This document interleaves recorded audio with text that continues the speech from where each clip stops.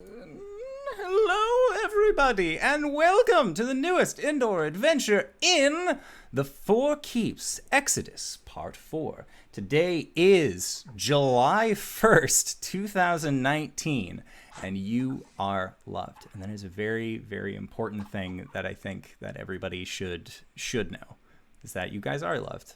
Especially not just by us, but even if you don't believe in us, believe that someone out there does love you and supports you for who you are.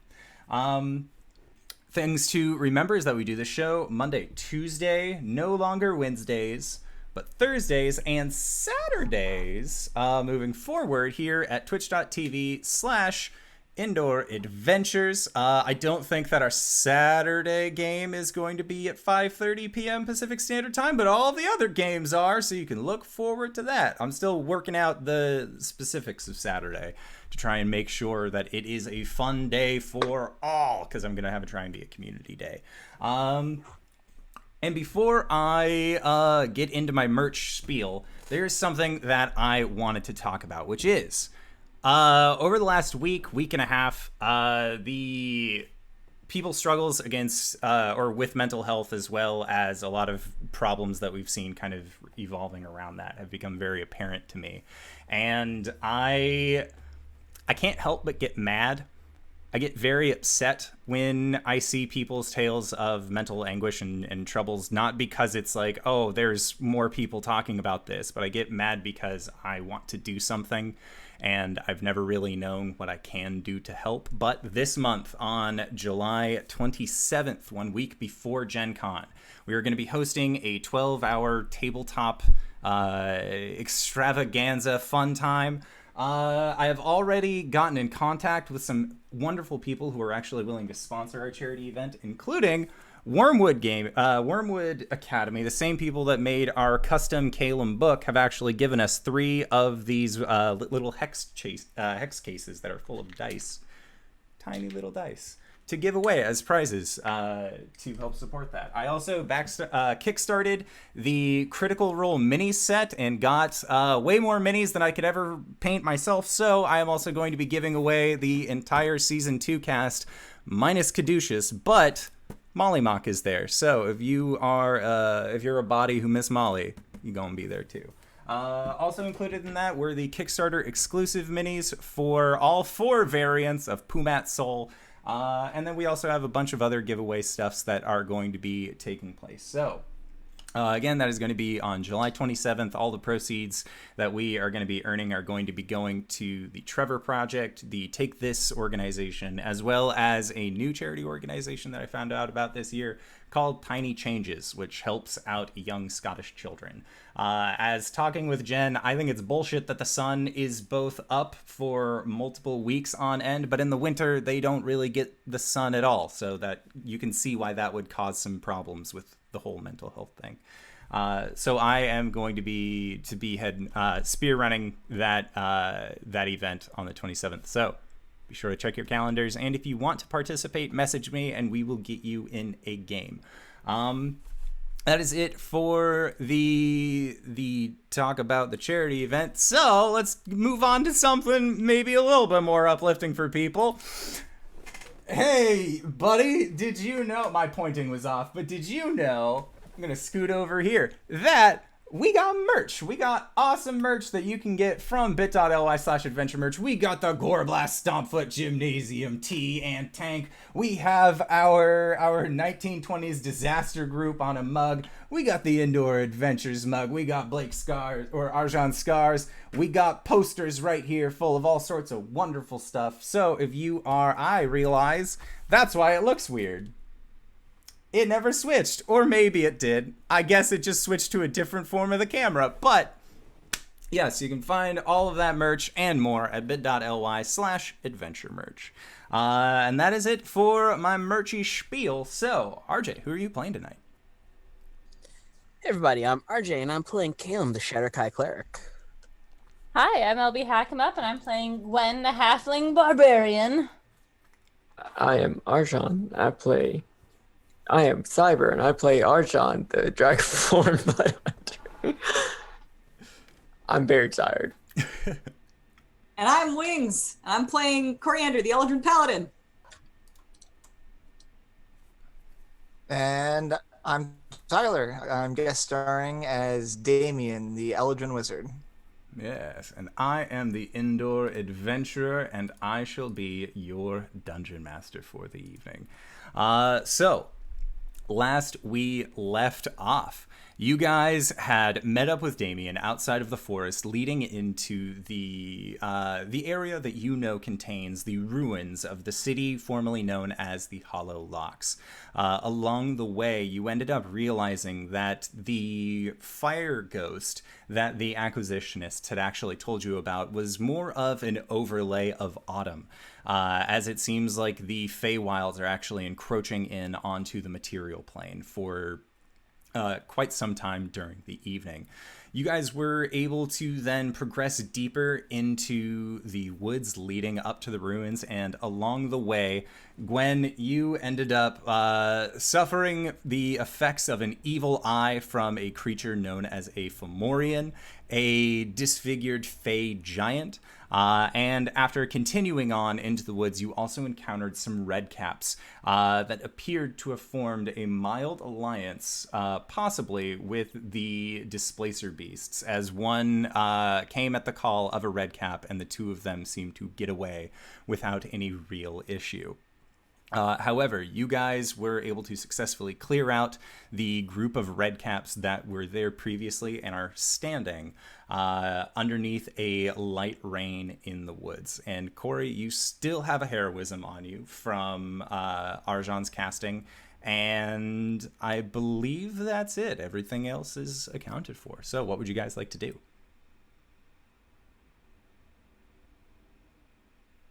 What time is it? At this point, it is about 3 in the afternoon, early midday. We should try and head deeper in and find a safe spot for the night. Yeah, all right. Gwen is dragging her axe as she walks into the woods. What about this dryad thing that we had seen previously? Yes. This kind of what looked like a contorted dryad that one of these redcaps had actually come out of previously.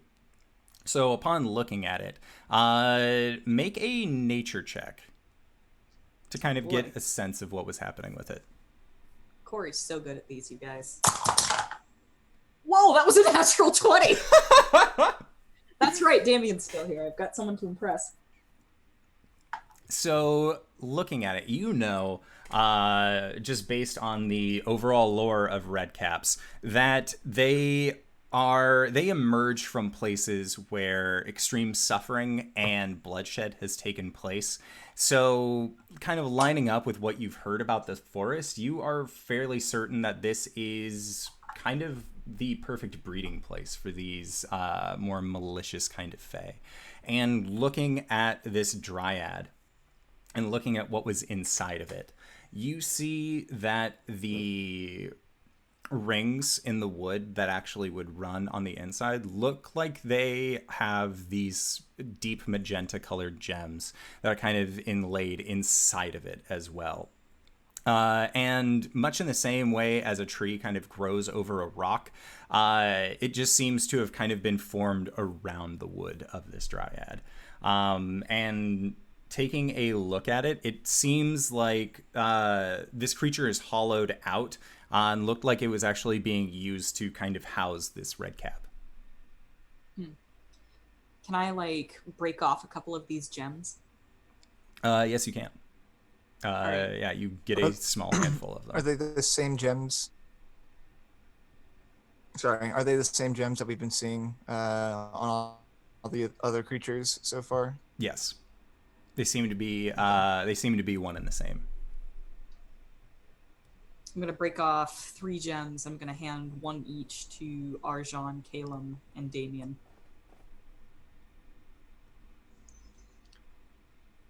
Okay. I'm starting to be quite concerned about these gems being in so many living creatures. He says, accepting it and also handing Cori the tent tarp, since she's still out in the rain. Dramatically will flip it around and then cocoon into it. Okay. All right. So the three of you can make investigation checks or arcana checks if you would like. Thank you. Yes. Oh, that's not the 20. This wouldn't be Fae, would it? Looking at it, you aren't getting any kind of sense of Fae about this crystal. I got a 15. I also got a 15. I got an 18. Okay, so Arcana. looking at it, as you kind of adjust it to see more towards the light, you see that these crystals actually have the same kind of growth patterns that the inside of the tree has. It seems like there is just a layer of rings that are actually inside of this gem, almost like it was kind of formed out of the same material as the creature itself. I don't like the implications of that. If I go back to the deer hide and I look at the crystals on the deer hide, does it look like... It does look like the crystals were growing out of the deer, which is why you had previously told Cybra to not eat the haunch. Oh, here's hoping they're not infectious.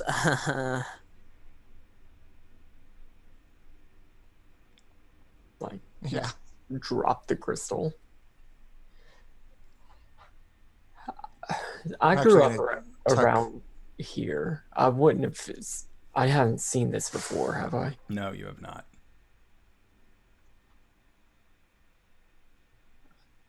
This is new. This isn't from this area, as far as I know.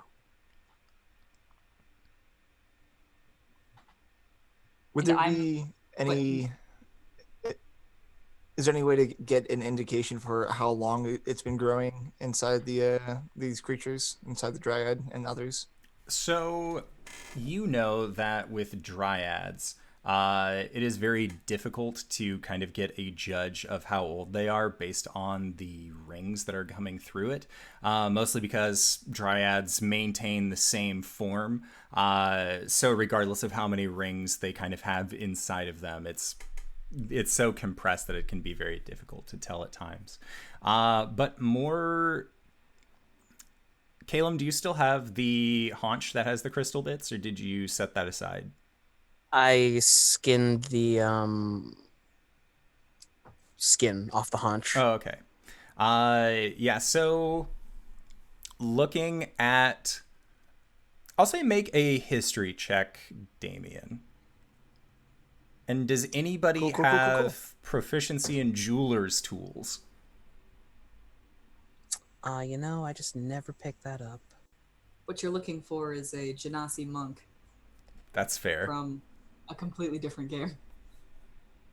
I got a 10 on that history. Okay. So geology and crystalline structures weren't exactly your forte when it came to learning about arcane history. So kind of looking at this, you're not exactly sure how best you could actually judge a length of time based off of the growth patterns on this crystal. All right, fair enough. And neither Blake or Arjan or I am getting any Fae off of these crystals. You are not. But that doesn't necessarily mean that it couldn't be from the Feywild. Not necessarily. I mean, Fomorians are from the Feywild, and they're giants. Well, I doubt it's just a coincidence. These crystals and all the creatures here, with the portal having been open for some amount of time, I just can't seem to place how they connect. And you're telling me you don't know anything about these crystals? I have no idea. I mean, what if they don't? What if it's just coincidence? What if they don't? I I mean, don't really believe in coincidences. I can give it a look tonight. See if the library has anything on it. Do some research. Yeah. All right. The library? Long story. Oh, do tell. We have a long walk ahead of us. I look over at Cori and mouth, help me. Cori rugs at you. All right. I'll give partial explanations. Sorry. That's fine.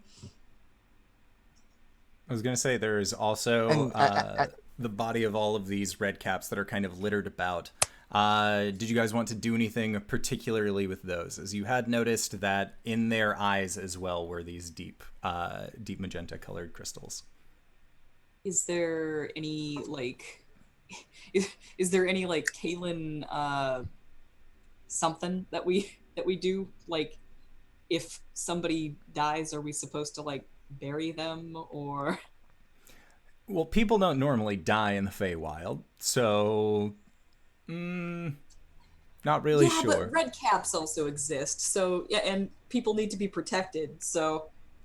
It's true. So do you give a proper burial to the red caps? I don't know, is that something that's in my job description? Am I supposed to do that? Not necessarily.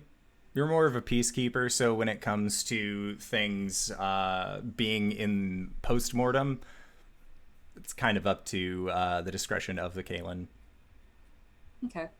I think what I'll do is I'll stake a cap to the tree.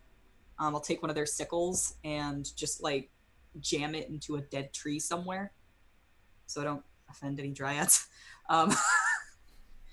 As just sort of as a warning to both red caps and people who would be hurt by red caps. Okay.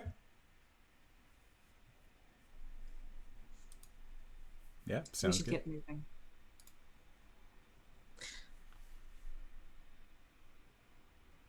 All right. Tell me about this library, both as a character and a player. I'm not as familiar. Oh, well, you see, when I trance, I go to a library in my head. And sometimes there's useful information there. Sometimes there's not. There used to be useful information in there, but then the crows took it all away. Whoa. Ravens, Caelum. Ravens. They weren't crows. There is a significant difference. they're big boys. Ravens are big. And you can use this library to do research?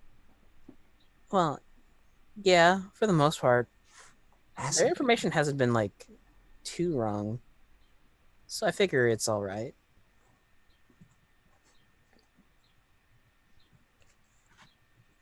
I would love to learn more. Are we going?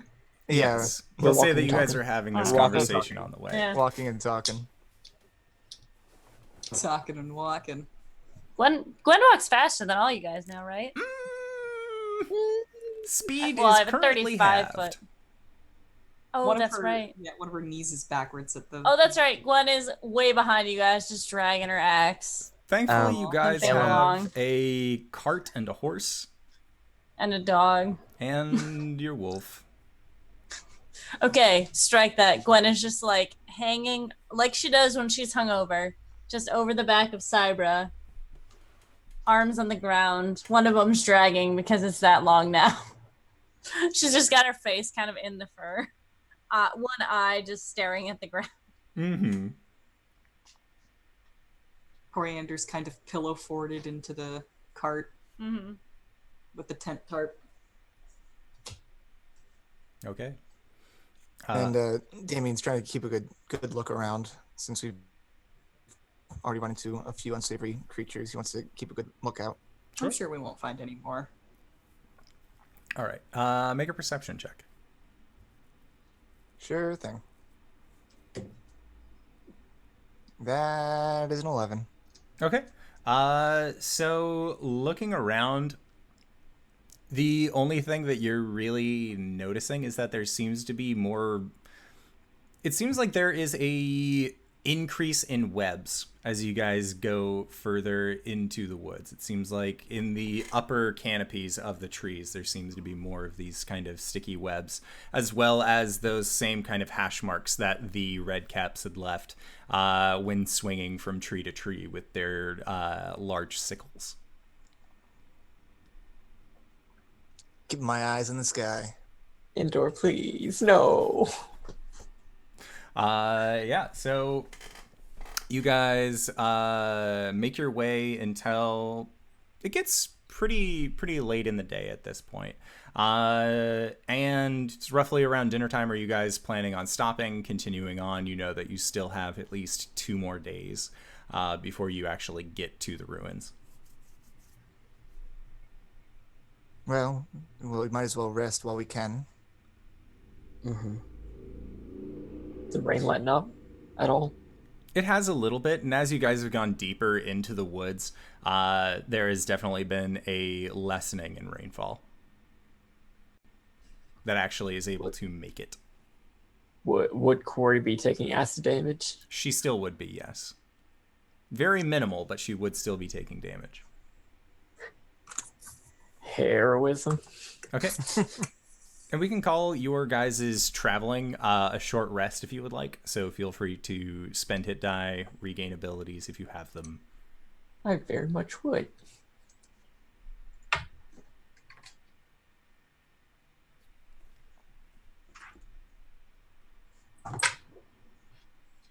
Cool.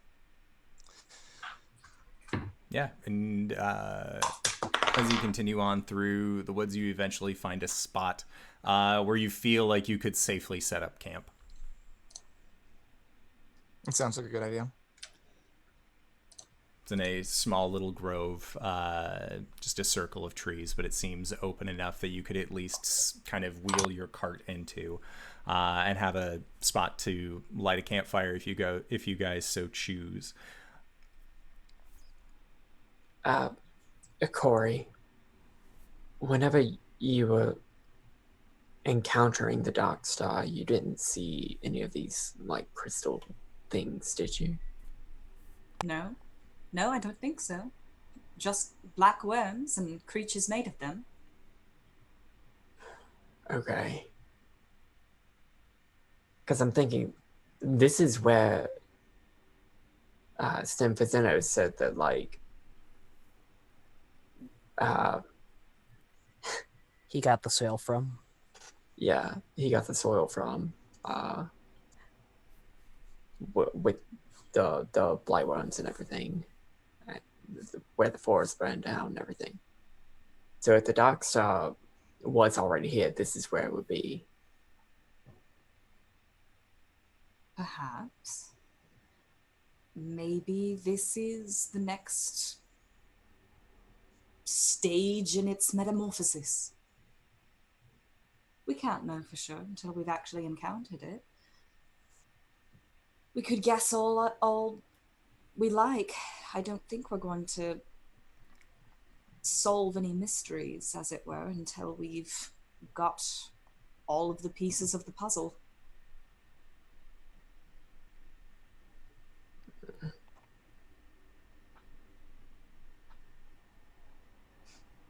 I don't like not knowing.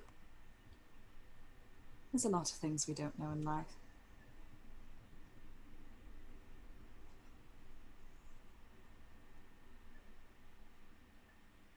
That's it. That's the only conversation I wanted to have.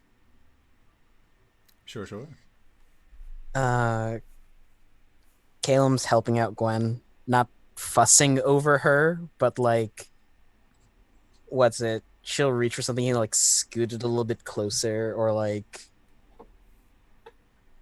I think Gwen is gonna just curl up and try and go to sleep as soon as we stop. Okay.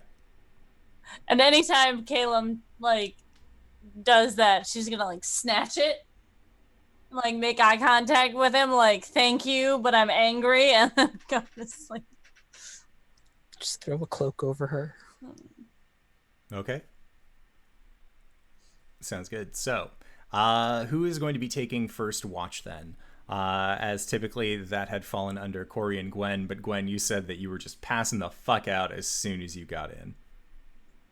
I'll take She's first watch. depressed sleeping. Damien can join you. Although he does want to find a nice dry spot and start preparing spells for tomorrow to include remove curse. If no dry spot is available, we've taken a short rest before Yeah. this, right? Yeah. Destroy water. Yep. A dry spot is available. I Alright. imagine Arjan sets up a nice dress spot for Coriander to take her watch. She like settles in, and then Damien just gets all cozy right next to her. Because, you know, it's the only dry spot. Yeah. It's a nice, like, 30 square foot. Yeah. 30 square feet is not enough. Is it tomorrow that's the full moon? Or the day after? Because I remember going in that it was... It would be the day after. Okay.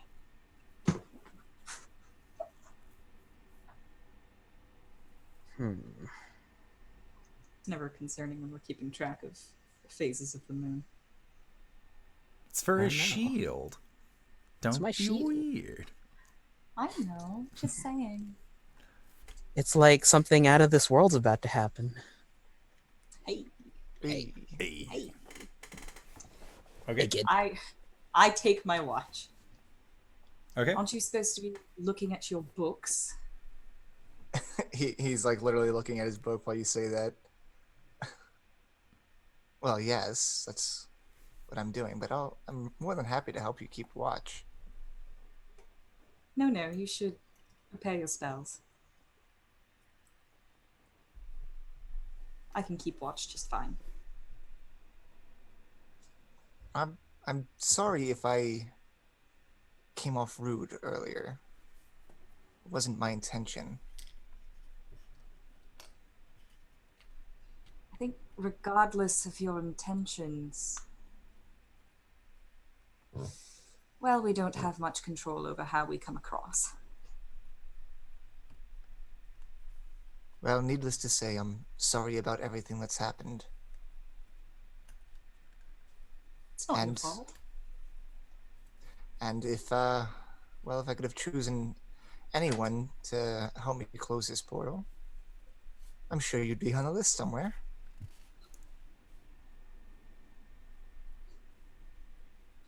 You have quite a way with words, Damien. And he's gonna prepare his spells for tomorrow. Okay. So Cori, make a perception check, and Damien, you can make a perception check with disadvantage.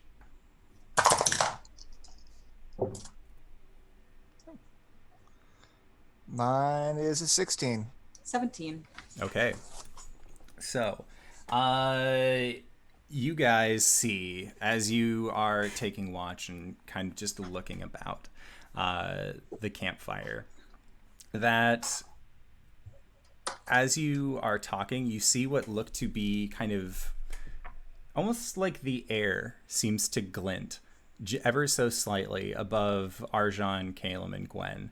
And as you guys are actually looking and watching this, you see that the shimmering almost seems to go slack for a brief second, and then with a very quick jut up, Arjan, Caelum, and Gwen are actually lifted up off of the ground and are currently being, as your eyes follow, you look up into the trees and you see these bipedal purple, almost looking humanoid forms, but they seem to have more spider-like faces on them.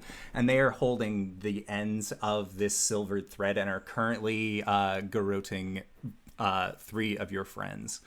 You have just enough time, the both of you, upon seeing this, to look up and realize that there is a garrote that is coming for the two of you, and you are able to currently dodge out of the way. But I'm going to need everybody to roll with initiatives. Do I have any idea what these things are? Make a history or a nature check. Okay. Can I as well? Yes. I'm going to do a history check first. Is there any penalty to the initiative rolls since we were taking a big snoozle?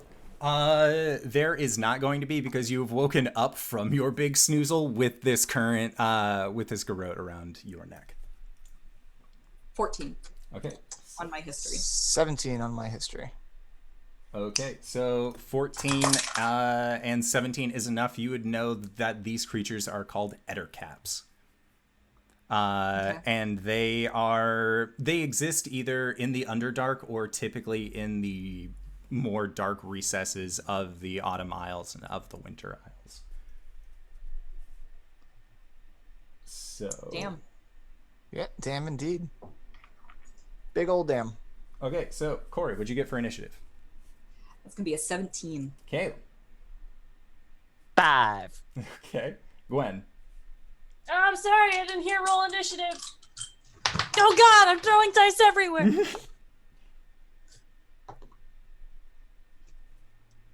14 plus 1, 15. Okay.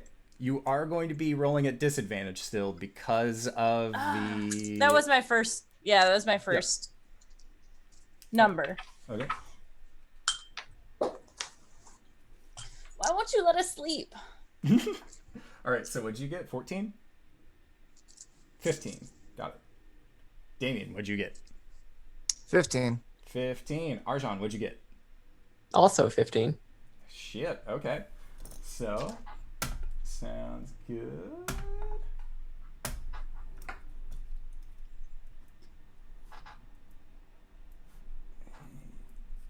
That's good. So, at the top of the round, Cori, you and now all of you also begin to hear a set of cackles that seem to be coming from off in the brush, and the brush is being quickly kind of shown aside as well.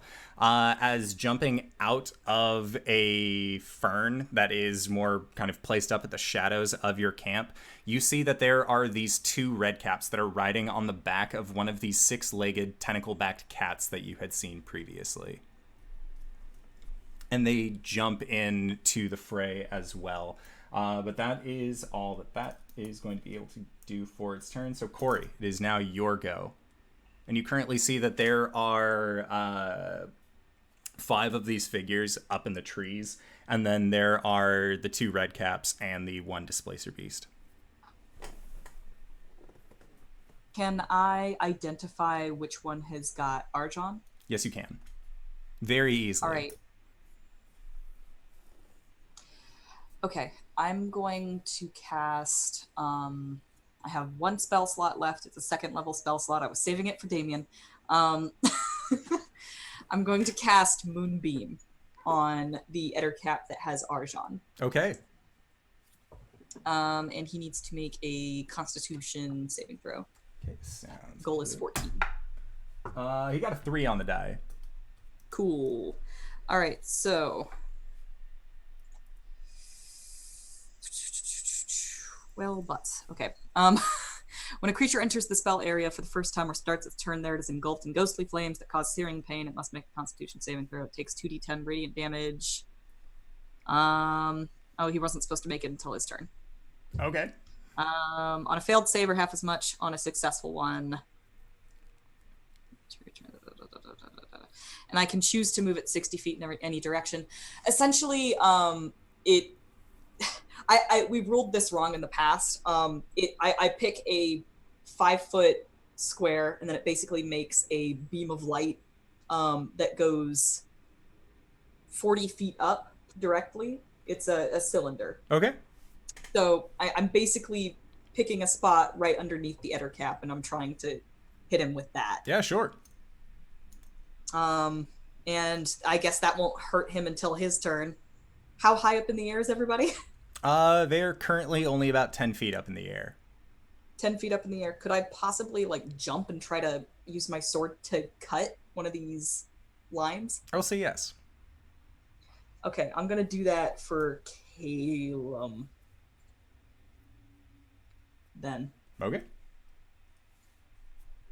So should I make an Yes, make an attack roll. Okay. That is gonna be a 24. Yeah, that'll hit. Okay. Yeah. So roll for damage. Okay. 12 slashing damage. Oh yeah, no. So as your sword sinks through the garrote that was currently keeping Caelum held up aloft, he's freed from this horrible situation that he has found himself in. But Caelum, I'm going to need you to make a athletics check as you land on the ground.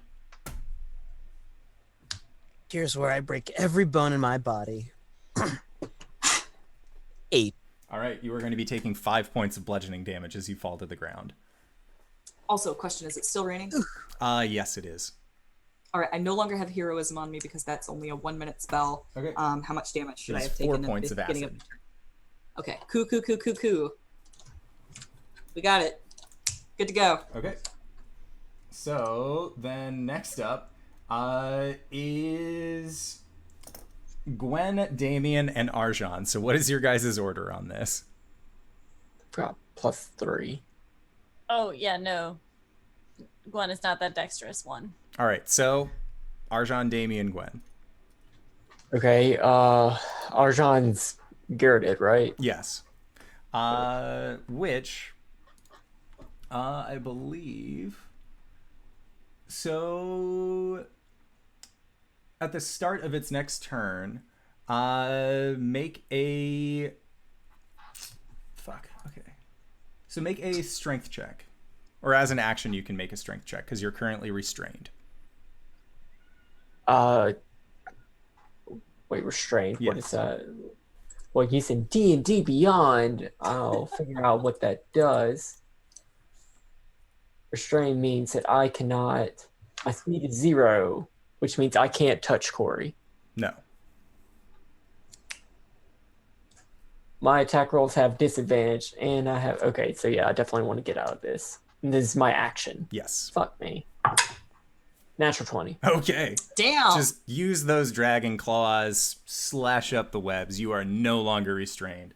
And with your nat 20, you're a big dragonborn. Like being 10 feet up for you that's like a 3-foot drop tops. And you got your tail to help balance, so you're fine.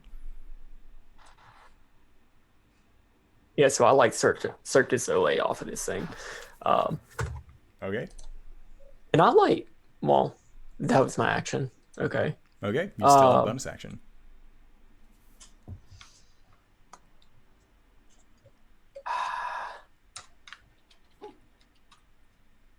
Grab my crossbow and light it. Okay. Sounds good. Next up, Damien. All right, so there's Wait, still was Gwen on that turn? Gwen is, but she goes after Damien because it's Yeah. Arjan, Okay, Damien, sorry, Gwen. sorry. It's alphabetical, Sorry. so it's easier to remember. I'm always skipping LB, so I'm all like, wait, no! Thank you. So there's the 3 other caps, or how many are there in the trees? There are 5 Still- total.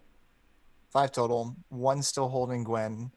The other 2 have dropped, and they're only 10 feet up. But are they within 30 feet of me? Yes. Cool. Then I'm going to face step up to the one that's holding Gwen. Okay. And it needs to make a wisdom saving throw, I think. That's a natural one. Aw, yeah. It is frightened of me until the end of my next turn. Okay. Sounds good. So expect that to do what it will. And then are any of the other of these ettercaps close by in the tree, or are they like in separate trees? They were each in separate trees, but you can see that on your side of this enclosure there are 3 of these ettercaps, and you guys are all about 25 feet up in the actual trees themselves. And then across the way by about 15 feet are the other 2 ettercaps. Okay. Well, I'm pretty sure if I attack the one that I just frightened, it doesn't stop being frightened of me, so I'm just going to go ahead and do that. So I'm going to shotgun grasp it. Okay. It wouldn't happen to be wearing metal armor, would it? No, it is not. It does not look like it is wearing any armor. Crazy how nature does that. That's a 10. Okay. 10 does not hit. I keep on rolling the bad dice. Do not roll the bad dice, guys. And Gwen, what would you like to do? You are currently still being lifted up by this ettercap, and these 2 red caps, as well as the displacer beast, have jumped into the fray beneath you. My condition is restrained, correct? Correct. Okay, so I have feral instinct. If you are surprised at the beginning of combat but not incapacitated, you can act normally on your first turn. Does that mean I don't roll at disadvantages and stuff? What does that mean? Oh, cool. Except for I roll at disadvantages for stuff anyways. Yeah. But it's a thing. So Gwen is the other Eladrin is attacking the guy who's got me. Yes. Okay. But there are 2 displacer beasts below me with things. There's just one one displacer beast, 2 red caps below you. Are we in a heavily wooded area? You are. What I would like to do is rage. And then, because I have to do that. And then I would like to throw the Sun Forger if I have it. Would I have it? You never recalled it, and you know that the Sun Forger's abilities recharge every dawn. Every dawn, okay. So then I guess my question is, do I have any weapons on me? Because I was sleeping. Gwen sleeps with weapons on her. Let's not be ridiculous here. Let's not be ridiculous. Okay, she'll whip out the runtax and try and free herself. Okay. So I am rolling at Disadvantage. right. Reckless. And if you're What? reckless, it's flat. Okay. I would like to recklessly attack this thing that's holding me. Not the creature, mind you. Yeah, the 'Cause web. I don't think I can reach that. Yeah. That's 17. Oh, 17 hits. Most certainly. And I do 10 damage to it. Okay. Yeah. So you managed to cut yourself free from this webbing. You are going to be falling to the ground. I need you to make an athletics check. It is going to be a disadvantage because your legs are still weird. Mm-hmm. But it's a straight. Yeah. Because I'm raging. Gosh, there's all this stuff I have to keep track of now.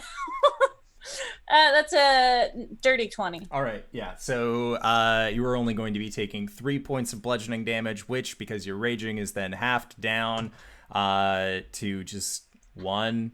So you take 1 point of damage from all of that. I landed on my toe. It's a stubby toe. So that was your bonus action. So now it is these creatures. And one of them, the one that had been holding you, Gwen, is going to try and run away as fast as it can from Damien. It does not like the fact that you have just kind of invaded its space, so it is going to be running. You can make an attack of opportunity if you would like, but that would be using your reaction. I would not like to waste my reaction on a dagger stab. Got it. All right, so Then next up are the 2 other Ettercaps that were up there with their friend. They do not seem to have suffered the same effects of fear, so they are actually going to climb through the trees over to you and are going to make the attempt to try and strike out against you. One started its turn in a beam of moonlight and needs to take damage. Yes. Wait, that was the one that was holding Caelum. Arjan. Oh, that was holding Arjan, and you said it was a disadvantage? Technically it was supposed to make its save at the beginning of its turn. Okay. Yeah, so it's still it was one of the 3 that was on that side. So it is still the start of its turn. Yeah. It rolled a, let's see, that is a 17. Yes, a 17 would make it. Okay. All right, so does it still take So damage? it takes half damage. Yeah. It'll be 10 radiant damage. Alrighty. Oof. At From a half or beam full? of moonlight. Sorry, 10. A half of 10 is 5. Okay. 5. I was about to say, Sorry, whoa. a little exciting. I know, but he could possibly take 10. It's 2d10, but yeah. It's just a dim beam of moonlight that comes down from the sky, and starting his turn there, these You don't like it? white flames just start licking up his sides. Yeah. Okay. So, then, Damien, you are going to get 2 of these creatures assailing you. One is going to get a 19 to hit with its claws. Yeah, 19 will hit. Okay, so I'm also assuming I had put on mage armor earlier in the day, and I think it's probably been more than 8 hours since then. yes. So you're going to take 6 points of slashing damage from the claw, and then it is going to bring itself in and try and bite you. And it is going to get a 23 to hit on the bite. That'll hit too. Okay. As it claws me, this faint ward that's been covering me pretty much all day kind of bursts as it absorbs all of that damage. Nice. All right. So then you, from the bite, you are going to be taking 9 points of piercing damage. Ouch. And then you are also going to be taking 8 points of poison damage. And Really I need hurts. you to make a Constitution save.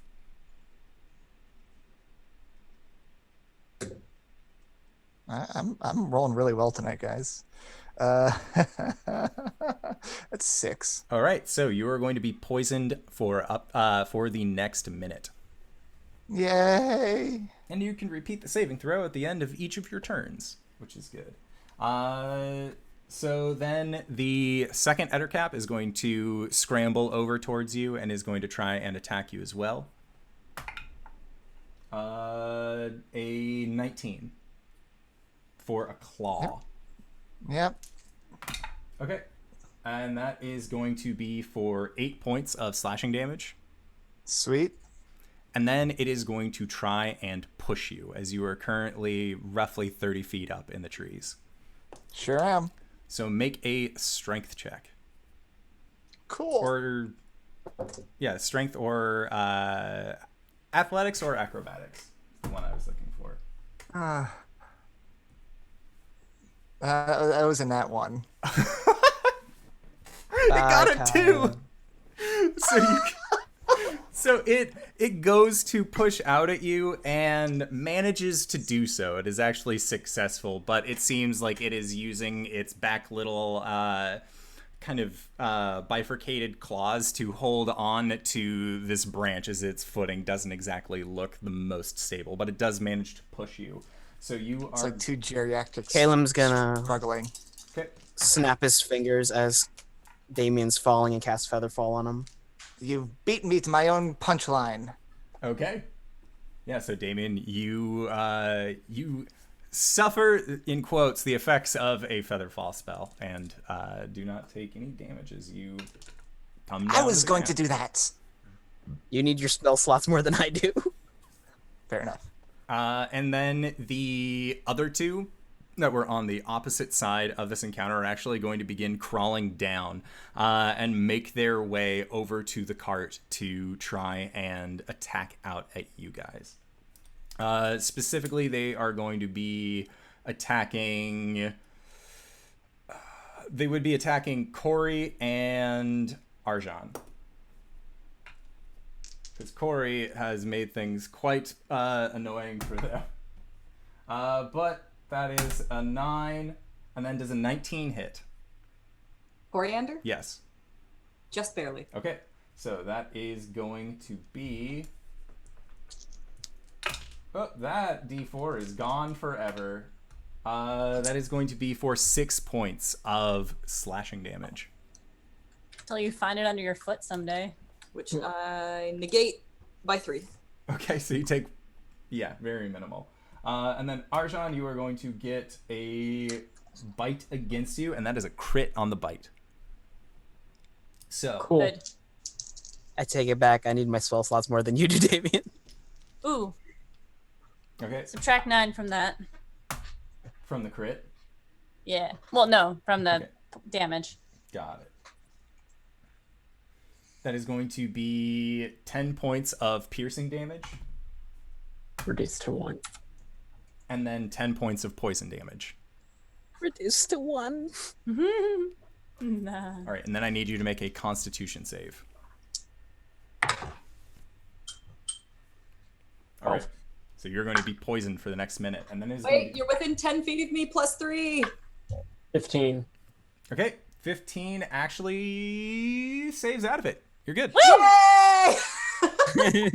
Yay, buzzkill. All right, and then Kill the buzz. kill that buzz. And then it is going to get a modified 20 to slash at you with its claws. Uh-huh. Okay. And that is going to be for 9 points of slashing damage. Okay. Gotta love all these 5th level features just being all like, no, All right. So next up are the red caps. And they look through combat and see once again, one of them actually seems to like whisper over at the other, and they both point at you, Cori, as you had made yourself very known to one of these red caps earlier in the day. And then the other is actually going to look towards Gwen and give a like almost like a Babe Ruth style point towards you, and he gears himself up and is going to rush towards you in an attempt to kick you with his large boots. Okay. All right, so that is actually you must succeed on a dex save. Okay. Are you within 10 feet of me? She would be. Yeah. I do get advantage against effects, dex-based effects that I can see. Yes. Which Do I have disadvantage? yes, So it I'm flattens just out. straight. Yep. God, I'd be so good at this shit normally. plus 3. Plus 3, yeah. Ooh, girl. Okay. That's a +3 is a 19. Okay. So yeah, you are fine. It goes to try and kick out at you, but completely whiffs. You manage to kind of just bend backwards. And then Can I just catch his foot? yeah, we'll say that you just catch his foot right there, and he's just kind of like 1 foot up hopping, doesn't really know what to do about this. And then the other is going to run and try and kick out towards you, Cori. I need you to make a dexterity save. This is fine. 21. Okay. Yeah, so it tries to kick out at you as well, but it does not seem to actually find purchase with its kicks. So next up, Caelum, what would you like to do? 1 second. I need more dice. Oh, What? Hey, listen, 4th level spells are a fucking ooh, blast. what are you Oh casting? shit. Hold the Guiding phone. bolt. All right, what are you casting it Actually, I'm gonna cast command at 4th level. targeting. It says 3 people, 4 people. 4 people. So I'm gonna target.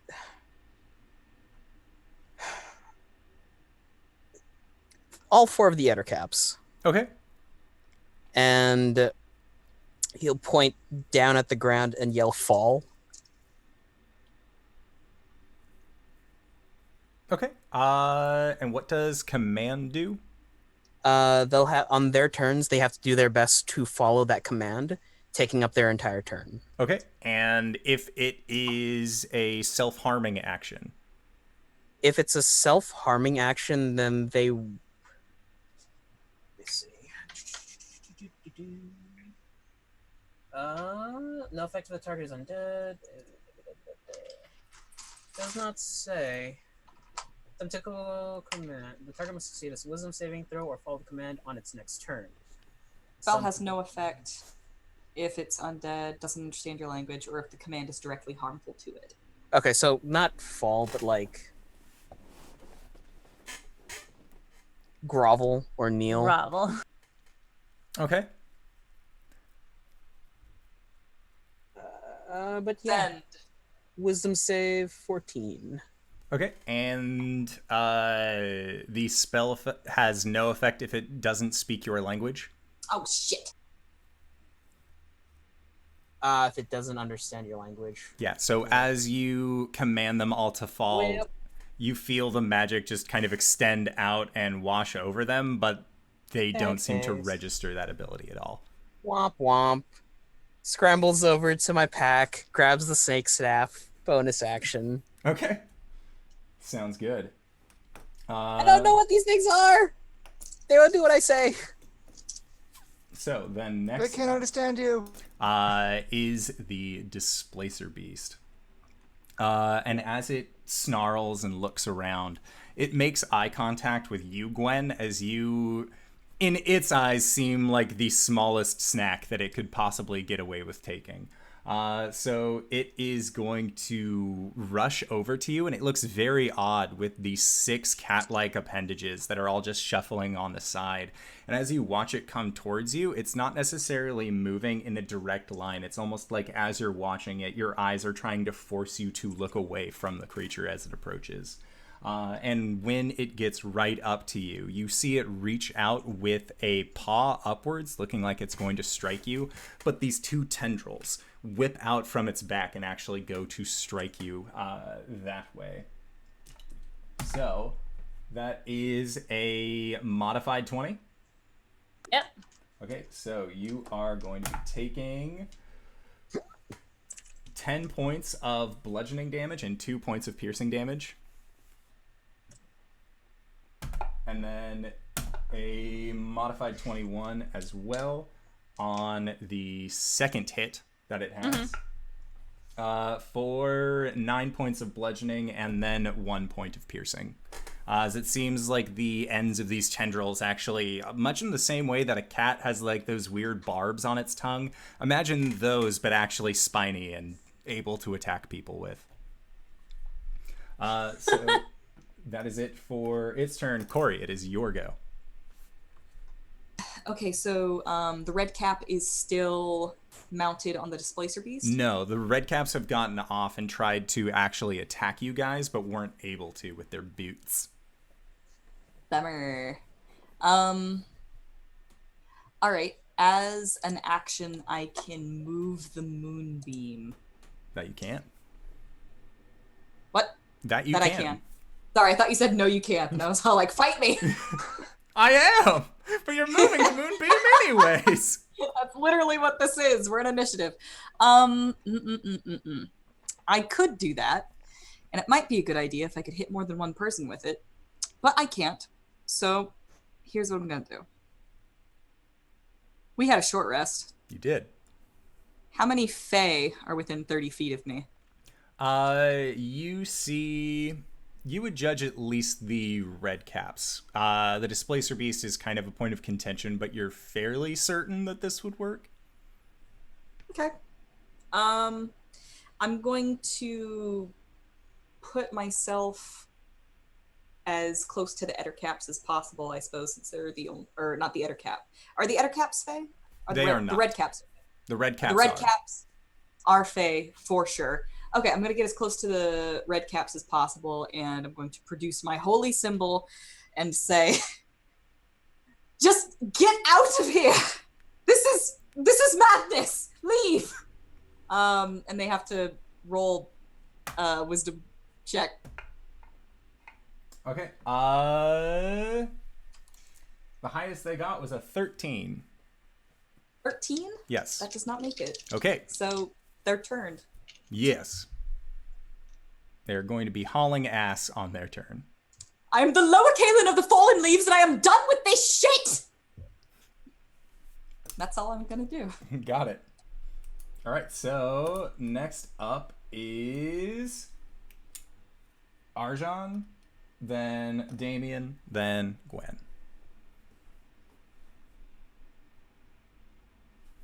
Oh, sorry. Cori would have Heroism. taken 3 points of acid damage. We all remembered at the same time.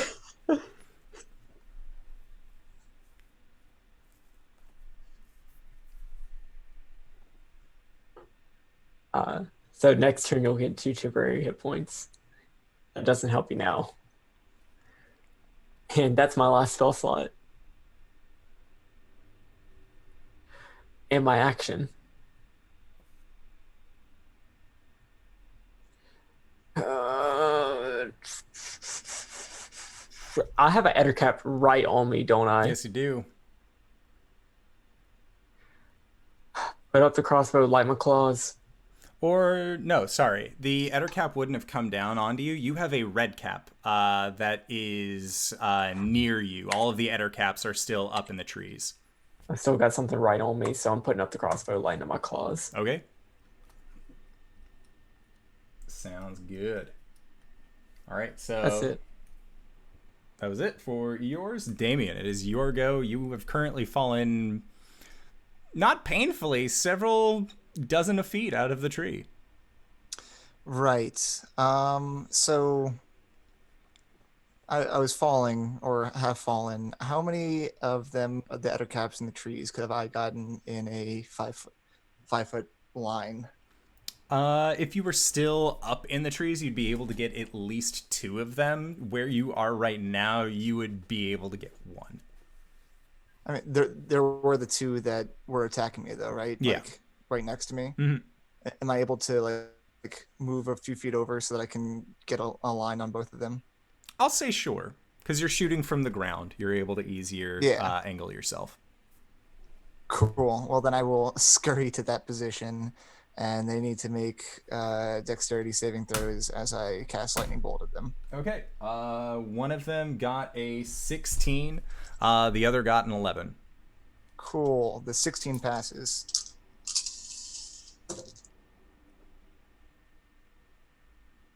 It's cocked.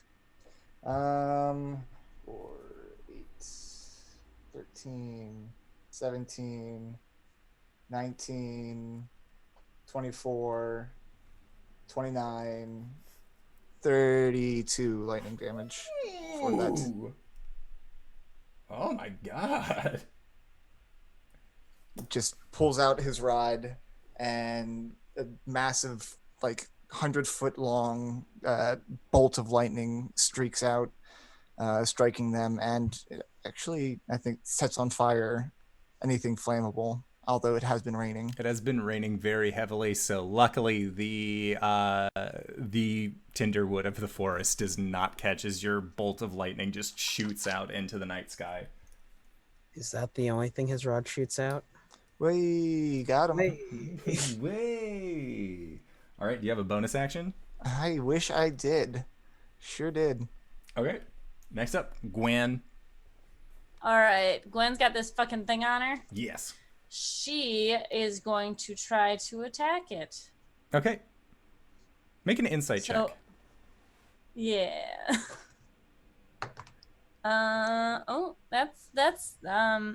It's a 7.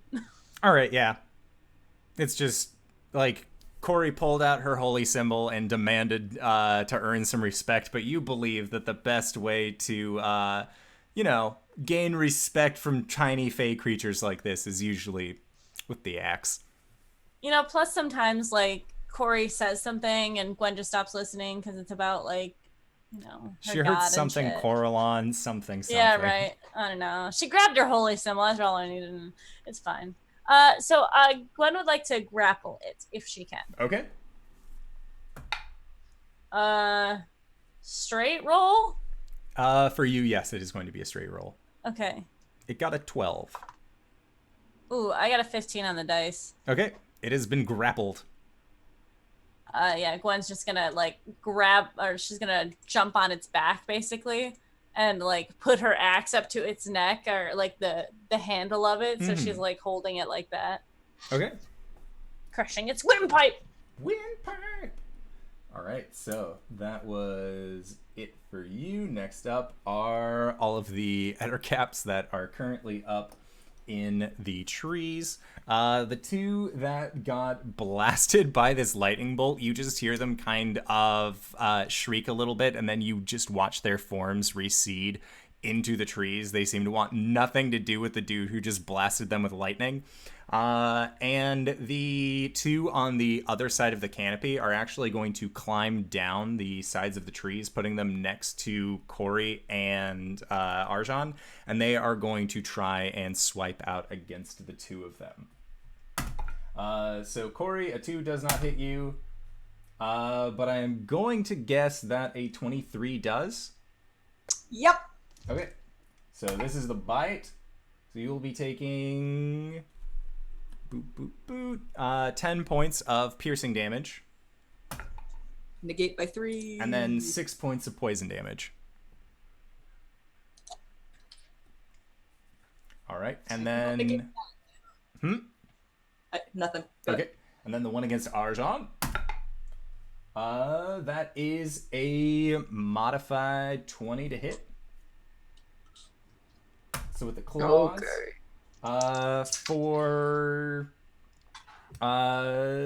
Sorry, wrong dice. Its claws are these ones. -7. Okay. That is all of the damage from the claws absorbed. And then it is going to try and bite out against you. But it does not. It rolled a 9 on the die. Okay, I rolled a 12 for my concentration check. Okay. So. Oh shit, yeah, I'm supposed to be concentrating as well. Also, was I I able rolled to... a 7, so there goes the moonbeam. And was I able to Oh wait, save no, my from... constitution is +5. Never mind. Okay. I've got a 12. The moonbeam is still here. Sorry, continue what you were saying.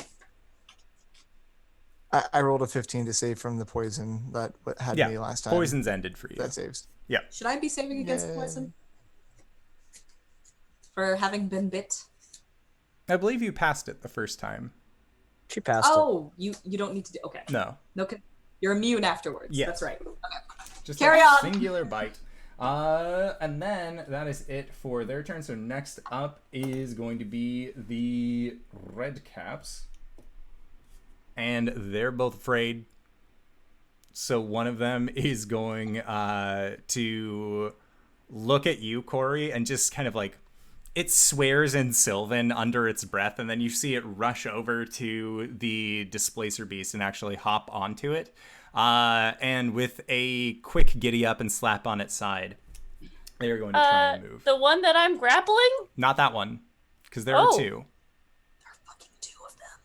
Yeah, there was one that was on Arjan, and that was the one that is currently trying to get the fuck out. But Arjan, if you would like to do anything about that, you certainly can. Why, as a matter of fact, I would. I thought I said that very sassily. This is going to miss. It's a natural 1. Yeah, that'll miss. So it just seems to leave just without even recognizing that you have tried to swipe against it. And it hops onto the back of the displacer beast and looks like it is getting ready to go. Caelum, what would you like to do? They're leaving. We're being accosted by ettercaps. Guiding Volt on the ettercap next to Coriander. Okay.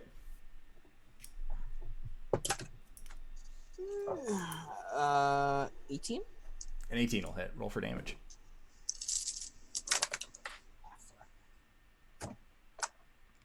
Uh, 2, 4, 6, 12, 12, 18, 18, 22, 22, 25 points of lightning damage. Ooh, shit. Okay.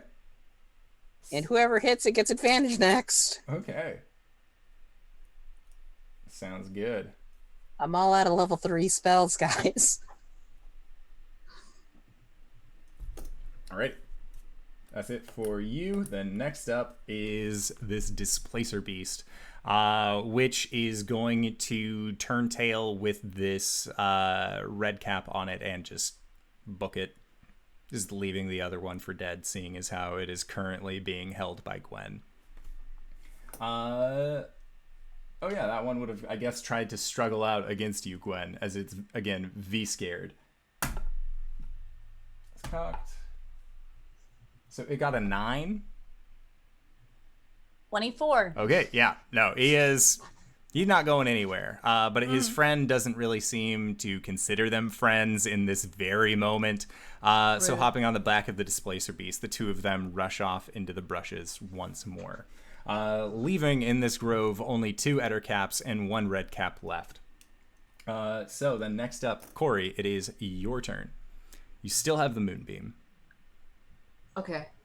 Gwen is still Holding like, it, yeah. wrestling a Displacer Beast. I'm gonna not a move Displacer that- Beast. She is wrestling an Ettercap currently. The Displacer Beast, or not an Ettercap, a red cap. Sorry. A red cap. Sorry, there's 2 capped things. Okay, I have a question. Is the Ettercap considered being within the same 5-foot square as Gwen, or are they mechanically in 2 different squares? Okay, because I can be in the same square as another creature, but I thought I was on the Displacer Beast. you were the Displacer Beast had come up on you to attack. You had used your grapple check to grab a red cap, as they were a tiny little fighty boy who was feeling scared from the effects of Cori. And then there are 2 Ettercaps. One is on Arjan, one is on Cori. There were 2 red caps. One of them hopped on the Displacer Beast, and then the red cap and the Displacer Beast both left, leaving the 2 Ettercaps, one on Arjan, one on Cori, as well as the red cap that is currently being held by Gwen. 2 Ettercaps and a red cap. Is the red Yes. cap in Gwen's square? Yes. Okay. I'm going to move that Moonbeam onto the Ettercap that is on Arjan. Okay. Sounds And at the beginning of his turn, he'll make a save. And then I'm going to face step next to the red cap, and it has to make a wisdom save, I think. So I'm coming up with this on the fly. So a 19. Yes. All right, I'm trying to charm him, and it does not work. That's it. And it very much does not want to be near you. It's giving you a very... Stop resisting! Stop! Stop resisting! Just stop it! Stop! And you hear it hiss towards you as well. All right. She sang that in Sylvan to him, and it's not working. He does not want it. So then next up is Arjan, Damien, and Gwen. On Arjan right now, it's an Ettercap that's currently Yes. moonbeamed. Yes. Is it? There's nothing else within 5 feet of that, right? No. All right. Seems like perfect thing to take 2 claw attacks on. Okay.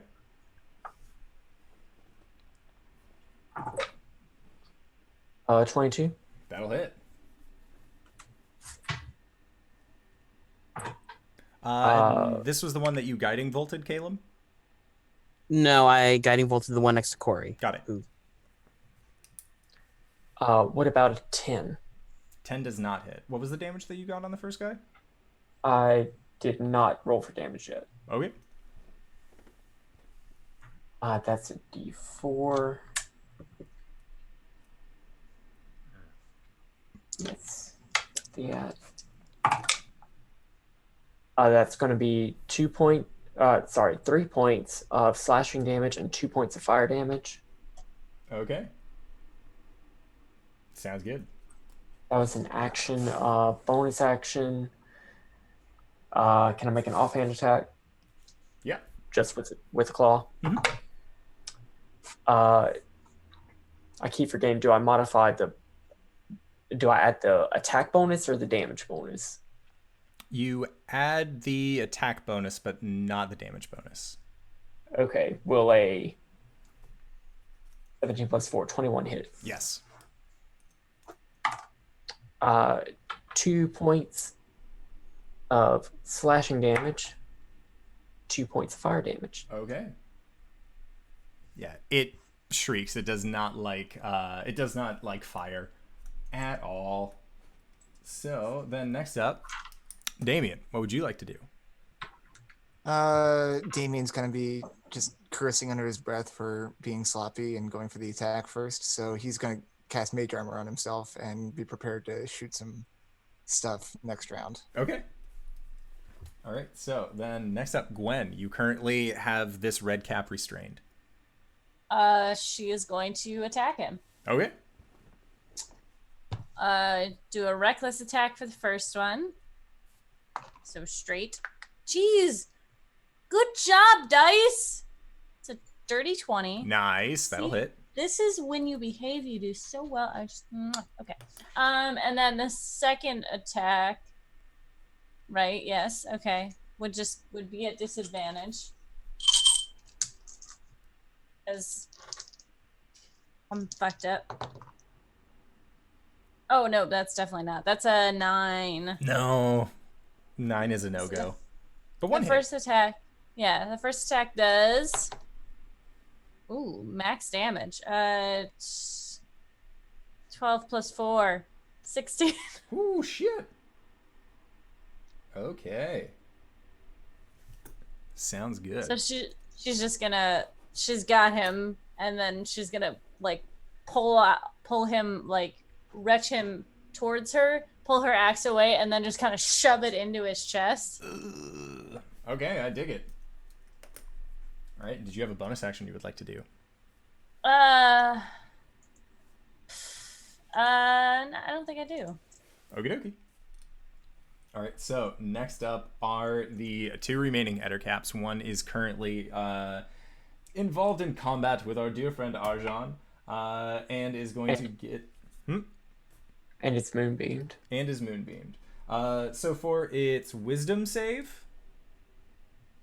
Is that what it is? I believe so. Let me double check.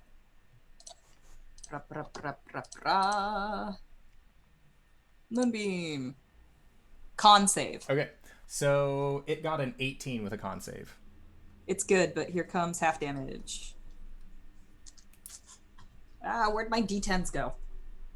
I'm very prepared for this. Half of 9 is going to be 4. Okay. Sounds good. So it is going to then claw out at Arjan with an 11. I don't think that'll hit. And it's going to try and bite you. And gets a 9. So that does not hit either. Then the one next to Cori is going to try and claw and bite her. So a 14 isn't going to hit, but a modified 20 will on the claw. That's right. And that is going to be for 4 damage. Okay. All right. Or piercing damage? Yes. Okay. With the claw, it's actually slashing, but it's reduced all the same. Yes. And then you have your is heroism up? Heroism is still up. All right. So yeah, you just lost 1 temporary hit point this turn. Okay. All right.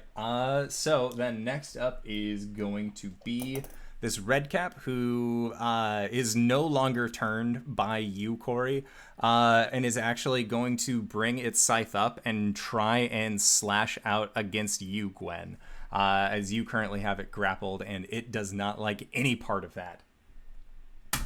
So it gets a natural 20 on its first hit. Solid hit.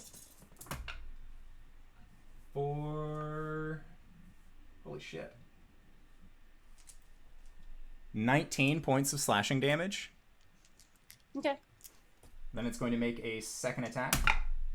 That has advantage because you recklessed it. I'm guessing a 12 doesn't, or a 14? 14 is my AC. Okay. Your baby girl just has a chain shirt.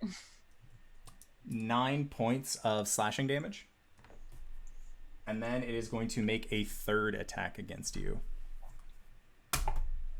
For 16 will hit. Yes, it will. Then that is for 11 points of slashing damage. As it just lands 3 solid sinks into your side with this large curved blade. And the entire time he is just cackling to himself. And you, Cori, are able to understand this gibbering that this creature is currently unleashing. And it just says, "Never stop it! It'll never stop! Never, never, never, never, never!" As it continues to keep trying and successfully stabbing against Gwen. So then next up, Cori, it is your turn. You have a glowing... Stop that. You have a glowing... Oh, sorry, Caelum. Yes. It's Caelum's turn. I see how it is. Sorry, sorry, buddy. It's okay. He's gonna run up to the Eder Cap. He guiding bolted and attack it with the staff. Okay.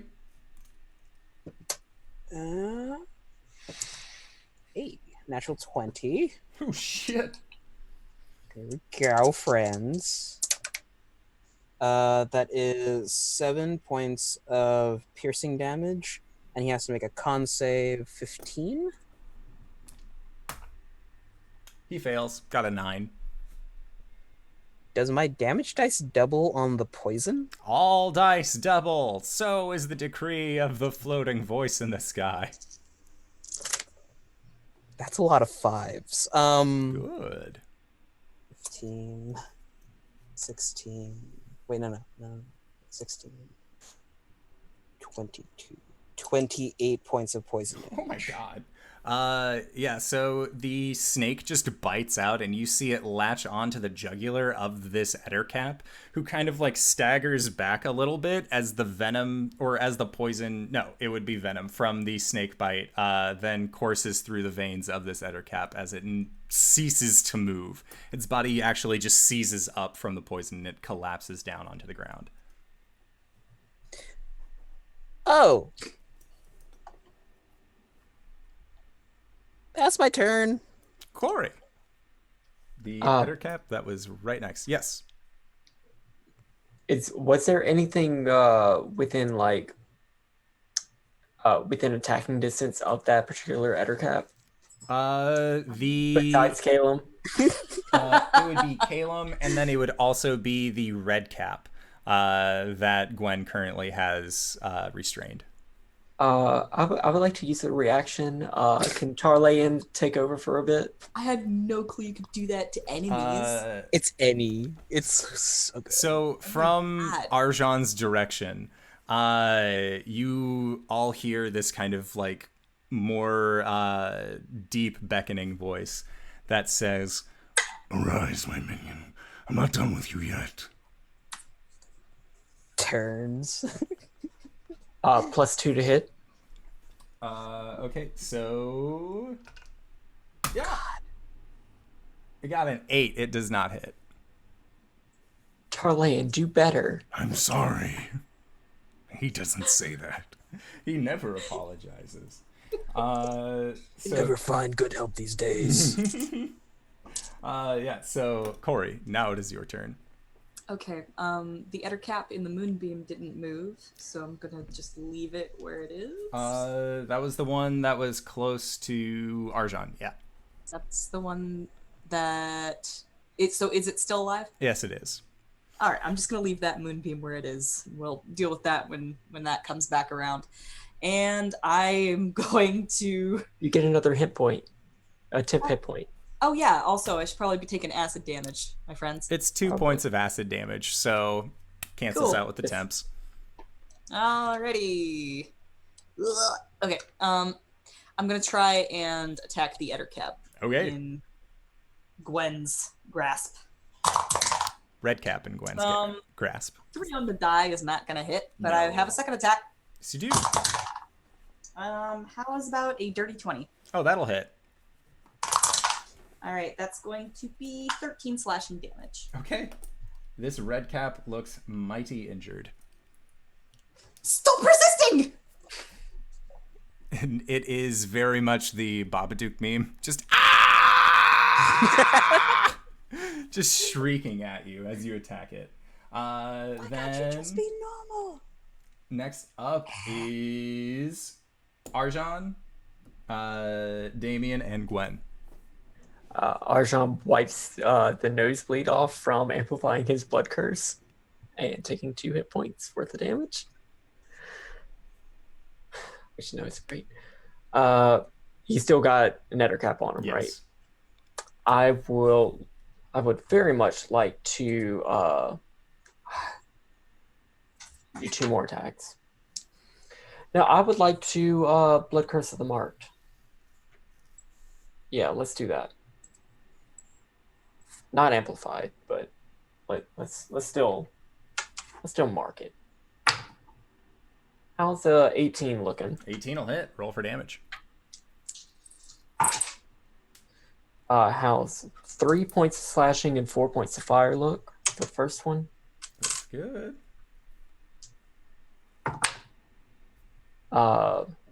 And for the second attack, 22. Okay, that'll hit too. 5 points of slashing, 8 points of fire. Holy shit. Okay. Yeah, this thing is definitely on its last leg here. Damien, what would you like to do? I'm going to shoot out 5 magic missiles. Okay, there are I'm 2 gonna targets do- left.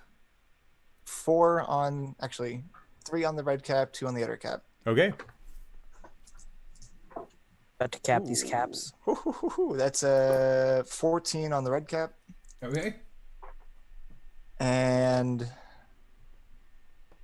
9 on the other cap. Alrighty.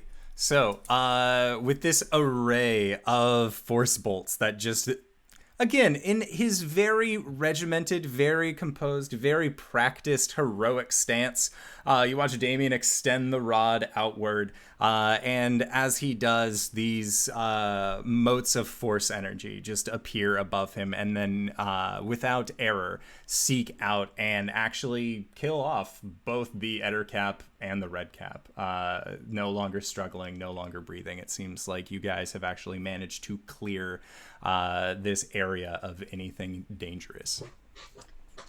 And as we fall out of combat, that is where we will go into our break for the evening. So I would like to say thank you to everybody who has decided to stop by. Thank you to all of you wonderful viewers who continuously come by. And of course, as always, thank you to these awesome players for putting up with my bullshit every week. We are going to try and be back in 5 to 10 minutes. So don't go no place unless it is to grab a food, grab a drink, grab a friend, or go to bit.ly/adventure merch, possibly pick yourself up something nice, or leave us a comment/review on your preferred listening, watching thing, and let us know how we're doing. All right, guys, we will see you all soon. All right, everybody. Bye-bye! Steven, quick! Yo, what the fuck? Steven, I've lost my mustache! Steven! What is it? I forgot what kind of monsters we just fought. I'm gonna need a recap. Well, there were Ettercaps, and... A recap. It was a pun, you son of a bitch. It was a pun. I you see son your of a pun, bitch. and I choose to recap. I do the Guys. things that you asked. Guys, just stop. Let's just take a drink. A bit of a nightcap. Oh. Boo. That's the real sore sport right here. That was a really good pun. You can put a feather in your cap for that one. So you guys have just capping all of y'all. motherfuckers. Not Twitch. No, sorry. I'm continuing the pun. The DM might put a cap in her ass. No. And Twitch We just need to cap captured this our off. videos. Let's go. Come on, we need to finish this. Let's Yes. let's move on. Yes. All right, so you guys have cleared out this mild incursion of red caps and Etter caps as the Displacer Beast and a singular red cap managed to escape the fray. So your guys' first round of watches has actually been interrupted, and it's actually fairly late into the evening at this point. Yeah, immediately following the fight, Damien's going to be moving back to the rest of the party, like holding on to all of his multiple gash wounds, kind of cursing at himself under his breath, like, stupid. Just such rookie moves. You have to protect yourself first, and then you can attack them. But terrible job. He's pretty upset with himself. You should use a shield. You see, if it's the best part, is if I had been ready, I would have been able to shield and protect myself from more than half of those attacks. No, I mean like the literal spell, shield. It'll Yes, that's what I'm bolster talking your. about. Oh. And he just kind of plumps down, all upset with himself. Gwen is dismembering like limbs from all of them, and she's starting to set them up in a circle around the camp as far as she can. Okay. Is anyone poisoned? Is anyone poisoned? I can help out with that too. I think Not everybody anymore. cured their poison, and you would only be poisoned for a minute as well. That's a sucky ass minute. Gross. Gwen, you were just dismembering the limbs, right? We're doing anything Like, with the actual like bodies. arm, leg, head, and then placing them in a circle around us. Okay. Arjan will sacred flame the bodies. Okay. Uh, That do. And just destroy the biohazard. Oh. What do you mean? I mean, just get rid of the bodies. No, that's it. Yeah. No! Arjan! Ah! This is a fucking message! I just want to go to goddamn sleep without things attacking me! All right. Just leave them! Good gosh. Okay. Yeah, Gwen, make a perception check as you're going to town cutting up all of these fey creatures. That's not bad. That's a dirty 20. Okay. You were my So yeah, as you are cutting up these creatures, when you get to the red caps, you once again see that their eyes are just these kind of magenta colored crystals. And as you are cutting up the Etter caps, you notice that along the claws and hands that they have, where the little fibers kind of come out that allow them to climb up surfaces, you see that they are just actually interspersed with these tiny magenta crystals as well. The fuck is this shit? don't directly touch it. Why? What is it?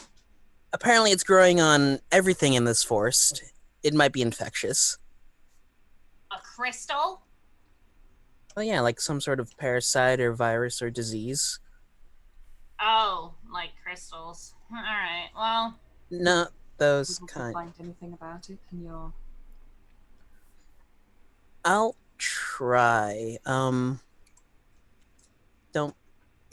Caelum walks over to one of the red cap heads and like flips out a dagger and kind of like eases it under the socket and out the gem. Okay. Yeah, and as you do, it seems like it's very gooey. It's not at all very nice. And as you see, when the gem pops out, that it is a small crystal cluster, but the back of it is still just that fleshy eyeball texture, as it's still actually attached to the red cap itself. It does not look like Can it's I make a medicine check on this? Yes, you can. 16 plus 6 is 22. So looking at this and kind of judging the growth pattern of this crystal, from what you had seen, the red caps had just sort of had these eyes, especially the one that had actually popped out of the dryad that you were encountering. But looking at the growth rate of this crystal, looking at the degeneration of this eye, you are assuming that this red cap was maybe about a week into whatever it was experiencing. Let's not stay in this forest for too long. Is it just the eye, or also like the nerve ending in the eye that's been crystallized? The nerve ending in the eye, you can see, just has tiny little crystal shards kind of sticking out of it, almost like the little glassy bits in fiberglass. He gets Fios. Hashtag not sponsored. Hashtag not sponsored. Yeah. So let's not. And he like hucks the eye into the forest and like brushes his hand on his pant leg. For one, let's not try and stay here for too long, and let's stop touching things. Okay. It's going to be very difficult. Especially whenever things keep getting Touching the us. drop on us. I'm almost always touching something. Speaking of which, lay on hands on Damien. 5 Do hit I have to points. follow you around all day? How much? 5 hit points. Yay. Caelum is immediately gonna sit down and start trancing. Arjan, Gwen, you guys can sleep the rest of the night. I'll take my watch after my 4 hours. It's gonna be a rough day tomorrow. Yeah. All right, bitches. I'm gonna be in the cart. Wake me up if anything else attacks. Who's taking watch right now? No, it's still first watch, right? Yeah, it's still the remainder so. of first watch. Okay. Yeah.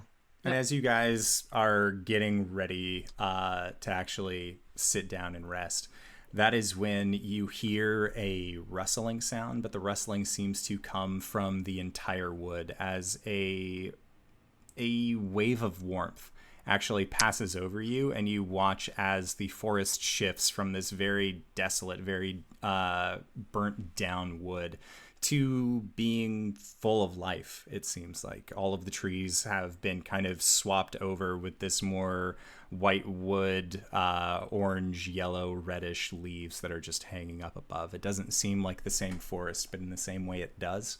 And you find yourselves once again in autumn. What the fuck? Gwen, like, you just see her peek out of the thing. What is happening?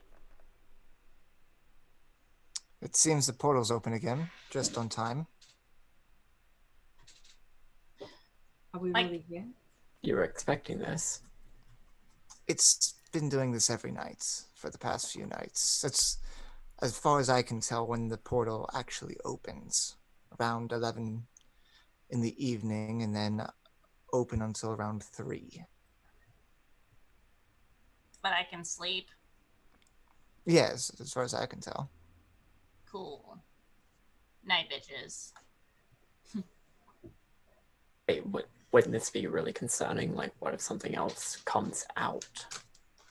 Well, as best as I can tell, the portal itself isn't the entire forest. There's just a So single it's not portal. right here. No, Okay. not that I think. I'm still trying to refine exactly.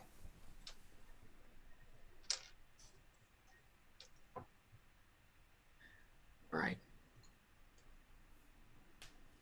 And Arjan will go to sleep. Okay. All right, so Arjan, Gwen, and Caelum, you guys are all resting / meditating, leaving Cori and our dear friend Damien once again on watch together. Cybra is also asleep. She's totally been here the entire time. Slept through the entire thing, the poor girl. She was so tired. Just real tuckered out. Real tuckered out. Coriander's. Is it raining still? It is, but light enough that you can just kind of put your tent above you in the same way that you had before. It doesn't seem like it's actually penetrated through the canopy to the dried out square that Arjan had given you earlier. Okay. Coriander's going to find a nice spot under a tree and just kind of enjoy the smell of autumn while she gets the chance.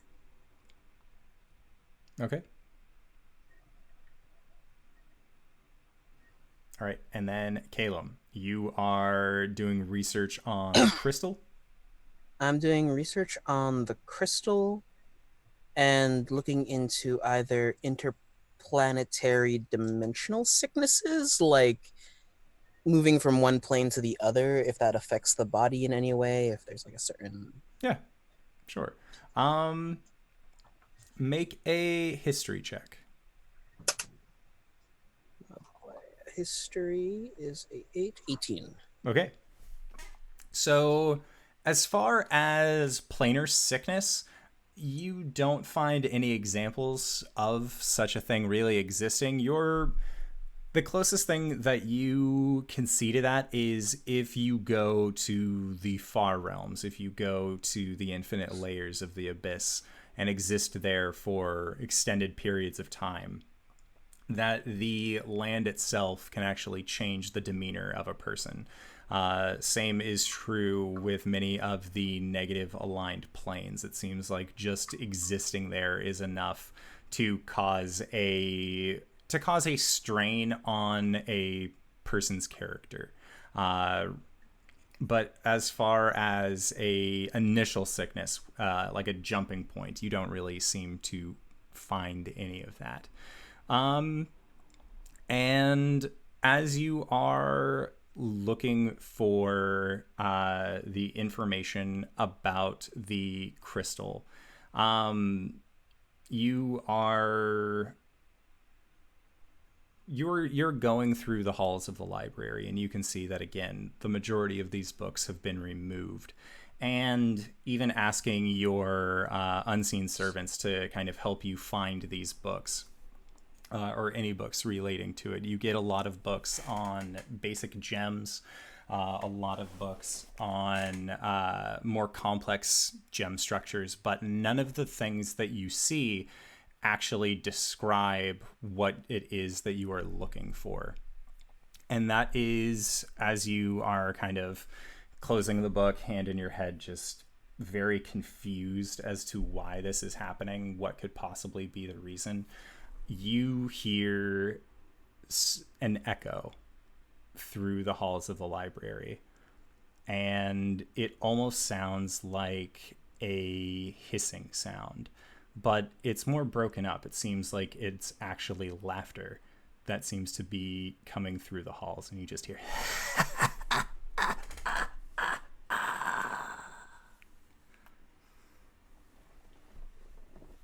Caelum turns his head down that direction, if there's a direction point. You feel like you are getting a good direction of it, and as you turn your head, you just hear it again.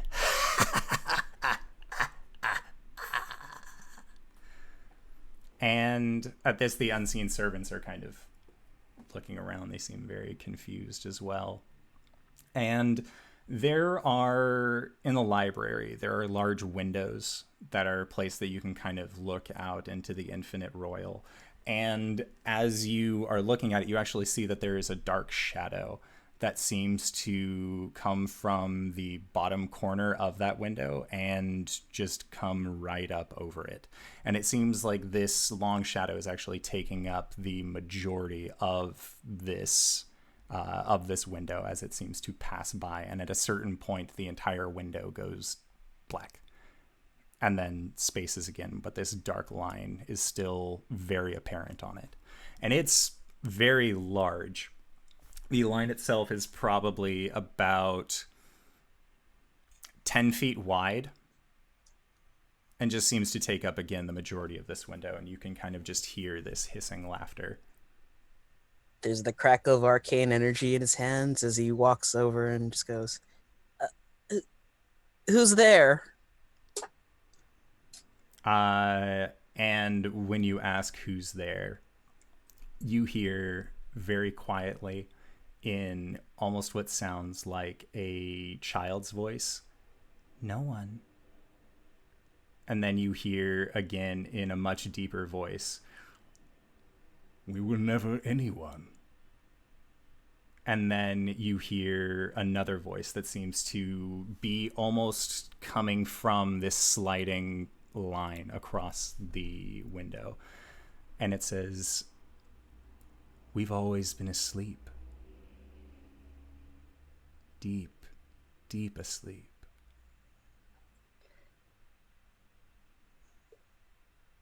Caelum takes a step backwards. Okay. Is the line's just there, right? Looking at it, it looks like a large shape. And as you kind of get closer to it, it seems like it has scales on it. It's these very, for how large it is, small scales that sort of seem to cover its entire form as it just moves by the window.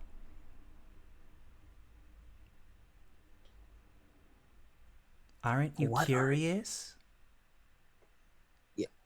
Yeah, he just asks, "What are you?" I want to play. Will you play with us?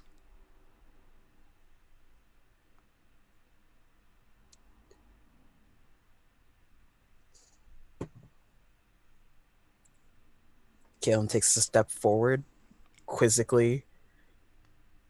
Come outside.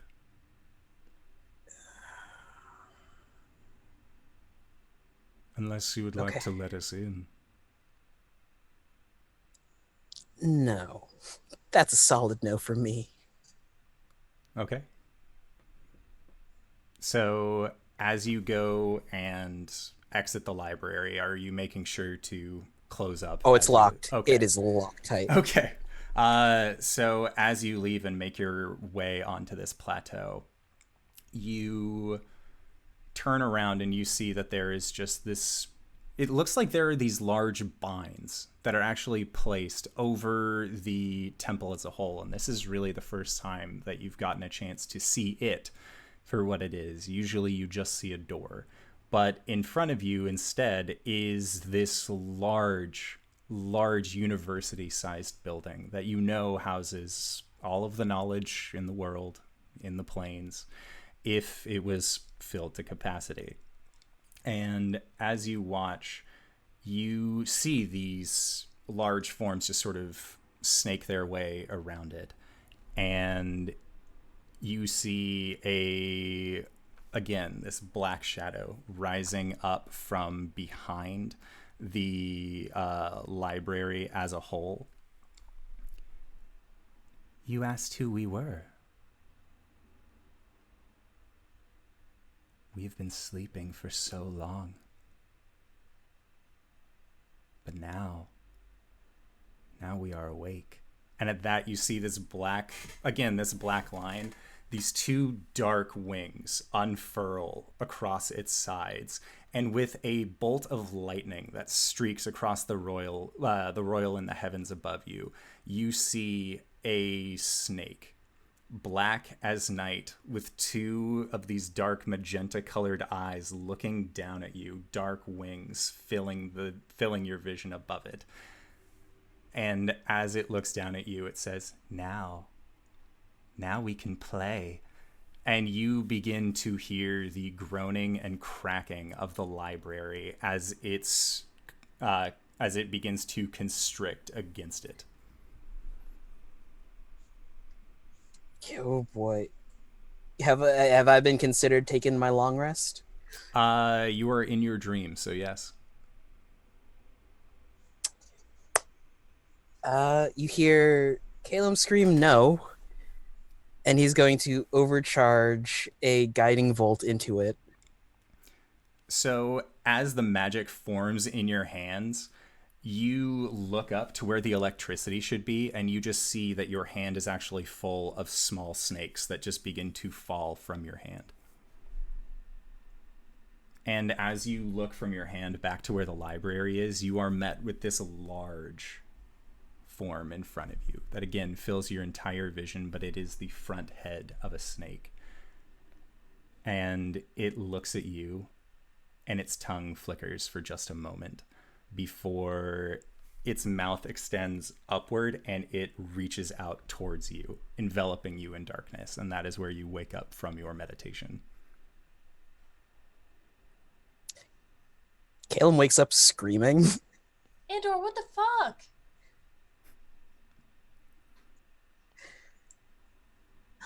Gwen bolts up, axe in hand. The fuck is happening now? Falls out of the cart as she's like putting her pants on. He's gonna check himself. Okay. Any like wounds, any like... You see that along your left collarbone, that your skin has actually begun to raise and feels like there is actually a kind of almost piercing tension as you press against it. And as you look down, it begins to actually seep out of your skin, these deep magenta crystals. Caelum,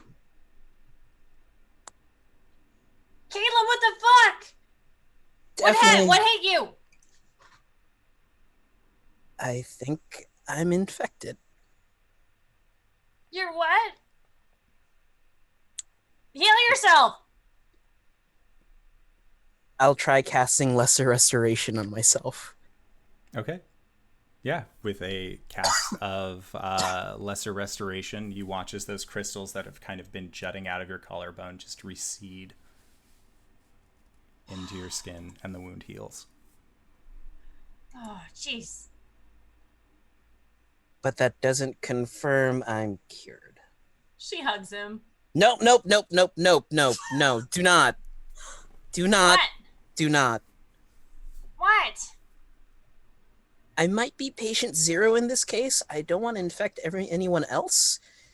Who else touched the crystals? Yo. Everyone did. Everyone. Literally everyone, Caelum. For fuck's sake. You're fine, dude. You're good now, right? Cori? No. So, I went to go do some research. Uh-huh. Cori, do you remember the library? Of course. Yes. So, while I was there, I heard some laughter, It's never a good sign. and it asked me to step outside the library. So you didn't step out of the library, right? Yes, you stayed inside the library, right? I stepped outside. Oh, Caelum. But, hey, listen, hey.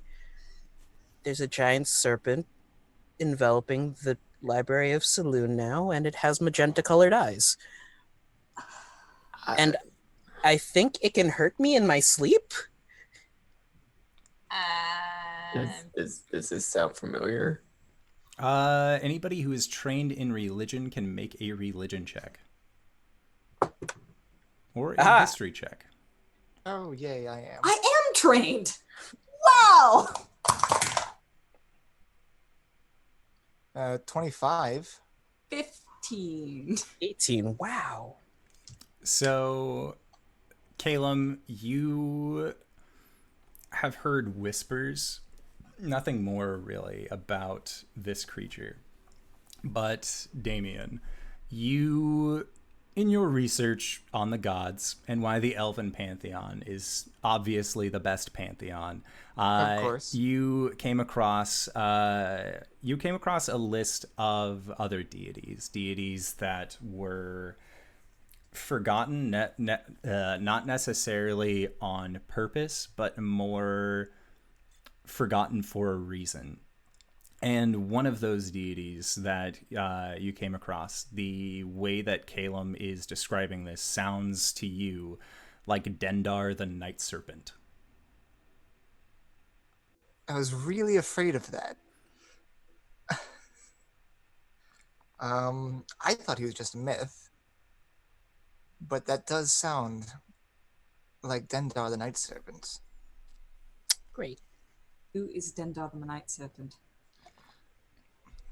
What all do I know about Dendar the Night Serpent? So you would know that Dendar was one of the original deities of the realms, but is a creature of fear and chaos, to which the point that the other deities had to lure Dendar into an everlasting sleep, and they believe that should Dendar ever wake up, that he would consume all in his infinite hunger, having slept for so many years. Essentially. Great. Yes, I impart that knowledge. Knights in the courtyard. Why me?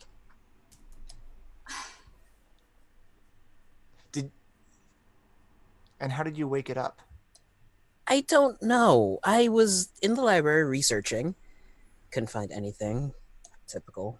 Well, not typical. Strangely. What makes you think it's Caelum's fault? Well, it happened in his trance.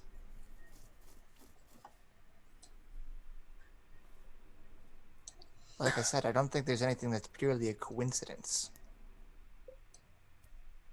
Hey, this isn't Caelum's fault. Sorry, did you wake up Dendar the Night Serpent? Shrugs. I don't know. Sorry, this was pointed at what's your character's name? Damien? I'm sorry. Damien. Damien. This is pointed at Damien. Why would... How?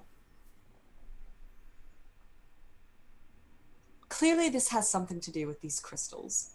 They were here before we got here. This isn't anyone's fault. And honestly, whoever this Dendar guy is, I think that he's relishing in the fact that we're starting to point fingers at each other. Coriander's right. You have to figure out something about this, though. Is it something that we can just, like, fucking kill? Well, for my knowledge, at least 3 people can get in.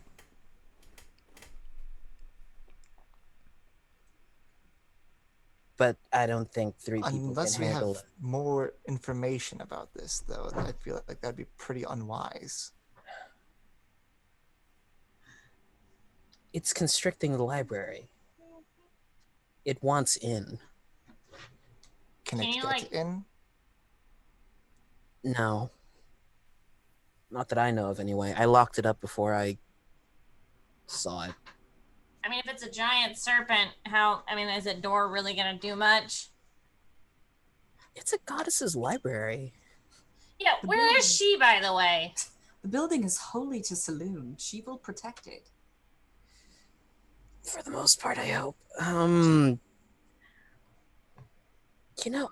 never quite asked her that. I've talked to her a bit, but, like, never, hey, what you doing?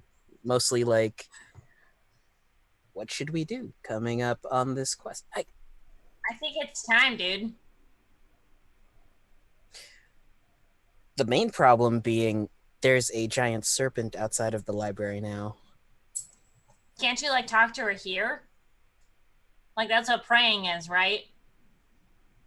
I mean, she might respond. She's a little bit more hands-on than other gods, deities. But we'll see. Is that why you didn't want to do the thing at the brothel? What? What? Sorry. Sorry.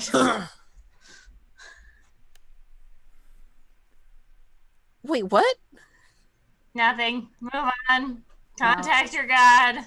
Now I that think maybe the people who... It's dead in front of my teacher. and it can never be unsaid. We're gonna have to wait until the night after next during the full moon. That's the best time. Do we have that long?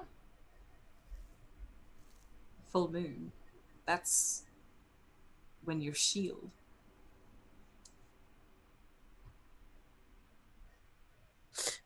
Yeah, That has something to do with the saloon.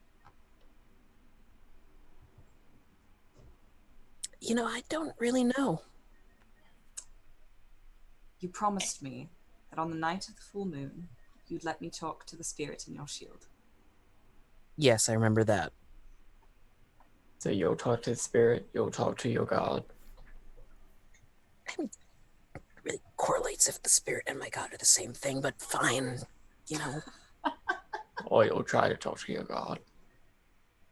I turn to Damien. We're a weird bunch. I'm starting to pick that up, yes. Just makes us the best people for handling this situation. I know several academics who would disagree, but I Yes, think well, I they're agree not with you. here, are they? Exactly. I don't like this at all.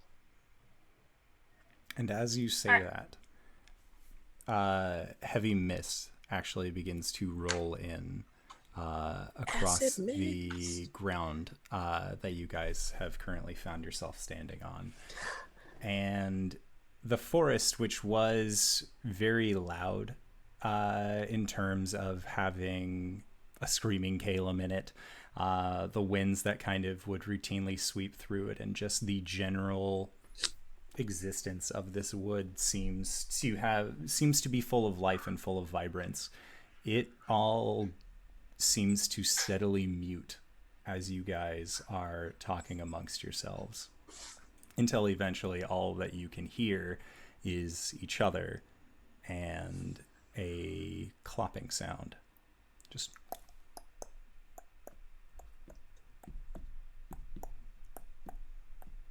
That was weird, right? That's very concerning. and it sounds like it is getting I have a bad closer feeling about this. to your camp. I draw my sword, put myself between the sound and the party, and divine sense. You were getting a strong sense of Fae coming from off in the direction that you were currently looking. Familiar Fae? Not to you. There is also a stank of undeath about it. Let's hope it's nothing to lose our heads over. Haha. Ho there, traveler. I'm the lower Caelum of the fallen leaves. Make yourself known. Like my crossbow. I Hey, guys, light we my sword. We should pack up the cart just in case. Gwen starts hitching the horse. And as you do, you are hitching the horse. Cori, you have yelled for this figure, for the sound of the clopping, anyways, to introduce itself. And you hear kind of now all around you almost this voice saying, "Caelum of the Fallen Leaves isn't a real position. You can't just go around telling people that." And the hoof prints, or the sound of the hooves, end up getting closer and closer, and you can see off in the distance now, maybe about 90 feet away from where you are, a rider on a large black horse, but the horse itself is wreathed in these deep bluish green flames, and the figure sitting on top of the horse has large black iron armor that it wears, and you see that there is again that same kind of bluish flame coming from the neck of this figure, as they do not actually have a head on their shoulders. But as you are seeing this creature near, you see that crooked in its arm is a helmet of that same black iron material. with a large greatsword across its back. And it says, "My name is Talon. I'm the leader of the free folk here." And as the horse gets near, he dismounts, and now is standing looking at the lot of you. "If you're trying to come into my woods sneakily, I would suggest not throwing lightning bolts up into the sky." Who says we're sneaking? And that was Loa Caelum. She's gonna sheath her sword, but keep her hand on the hilt. And he looks at you, looks you up and down. "On whose authority?" The judges 3. Old bats. Coriander actually does kind of chuckle a little bit and look over her shoulder at the rest of the party and say, "I kind of like him." Arjan's got a very lit crossbow. This figure, you see, just kind of positions its arm so that way the helm can look towards you, and it says, "Judging by your stance, you look like a creature who knows how to use one of those things. However, I would advise highly against doing so." I am not planning on it. Not you. I'd really rather not.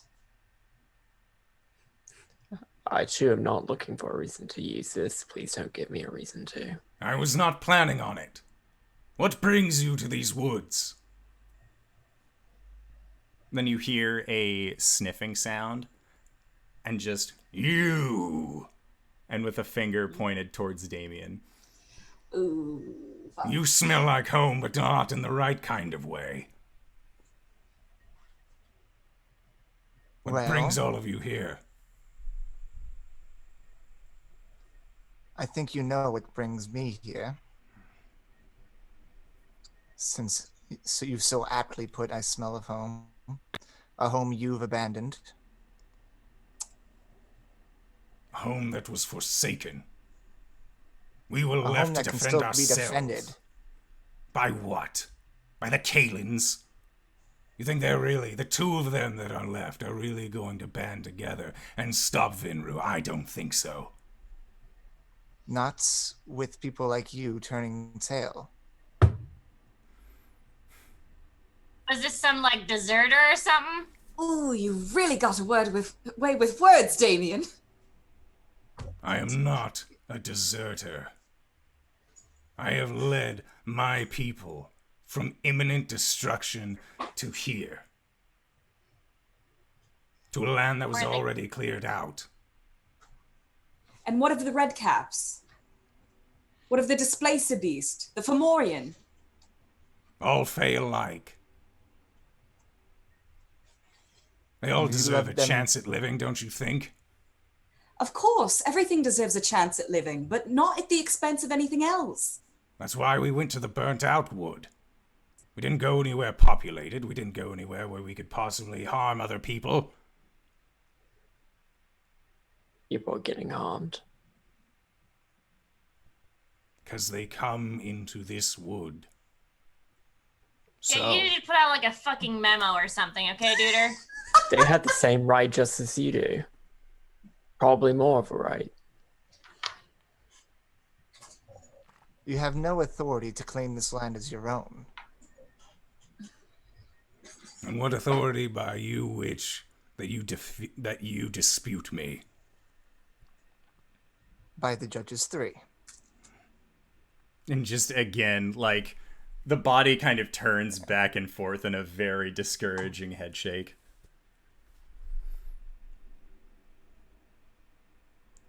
Does this forest go towards Goliath territory as far as like where we travel? To the north. You know that the Goliaths never really went into the woods, mostly because they didn't really have a need to unless they needed building materials.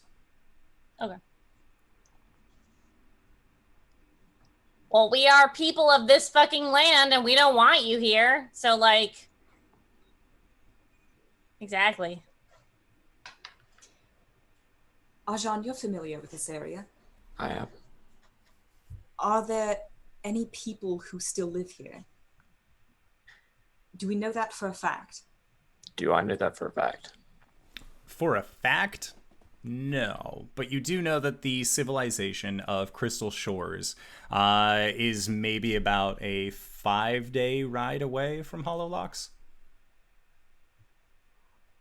So I would have definite suspicion that the infected redcaps would definitely be threatening that.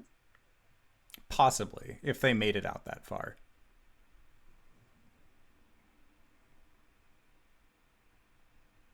Traveler, you can call me Cori. What may I call you? You may call me the name that I introduced myself with. Oh shit, I Talon. totally missed it. Was Talon. it Talon or It was Talon. Talon. Haha! I didn't miss that. Talon? I won't forget that. Corey will remember this Cori will remember this now. now.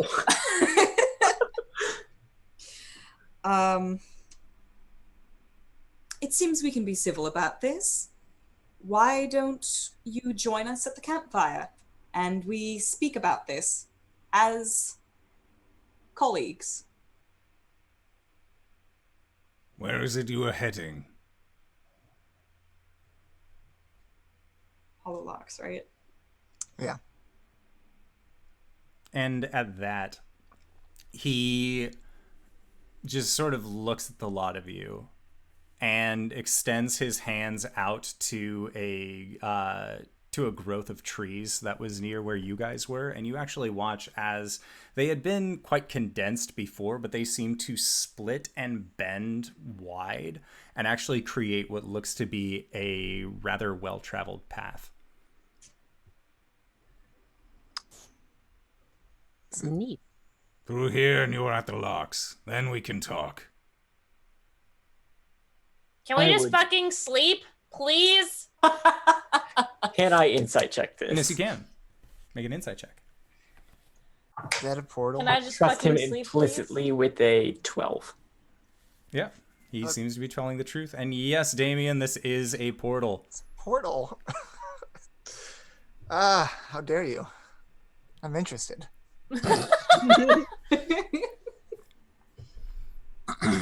Through here. Then we can speak. Whoa.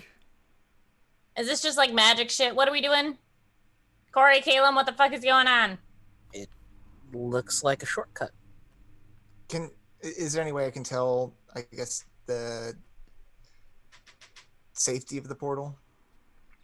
From what you know, fey creatures such as Talon have a mastery of getting from point A to point B, especially within the Feywild. So you're fairly confident that this is a safe portal to travel through. Well, getting there will probably be safe. Is this portal taking us to the Feywild or taking us directly to Hollow Locks? It's a Hollow Locks, To Hollow Locks. Okay, just double checking. Is what he said. is what he said.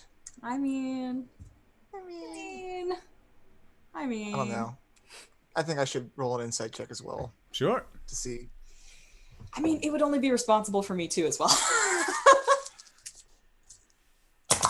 Well, Damien was naturally skeptical, but he got a 6. So. Oh, well, I got a 5 on the die, so Yeah. Can't I trust guess we'll Faye.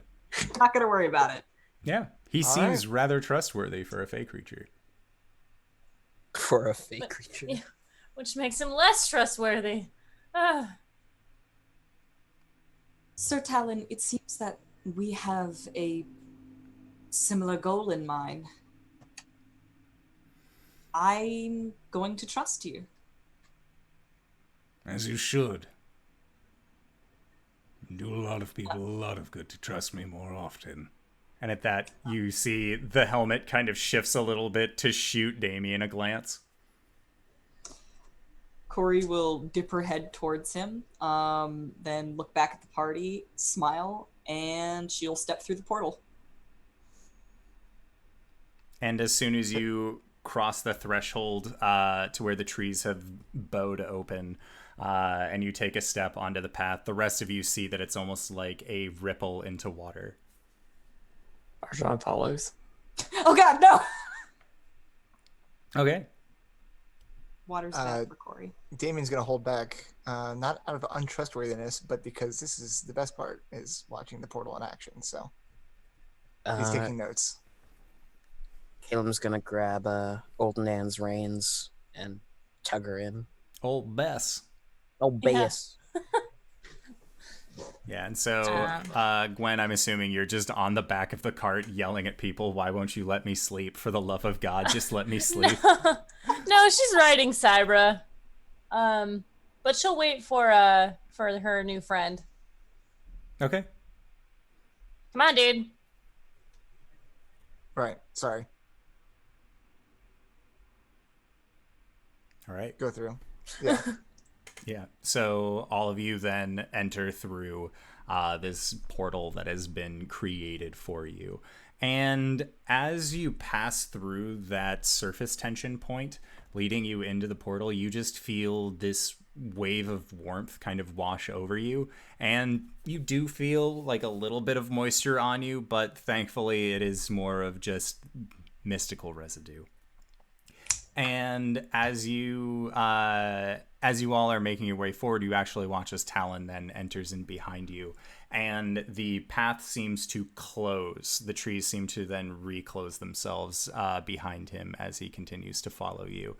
And you are going through this path for maybe 2 minutes or so, until eventually you reach a endpoint where it looks like you can see from this separation in tree that there is a large waterfall that actually bifurcates two separate areas of town with a bunch of what look to be kind of burnt out houses, abandoned buildings, farms that have kind of just been left to grow, and you believe this to be the Hollow Lock's ruins. Question. So we're exiting out of this portal into the Hollow Lock's ruins area, right? Yes. Do I see anything that looks like a waystone? Make a perception check.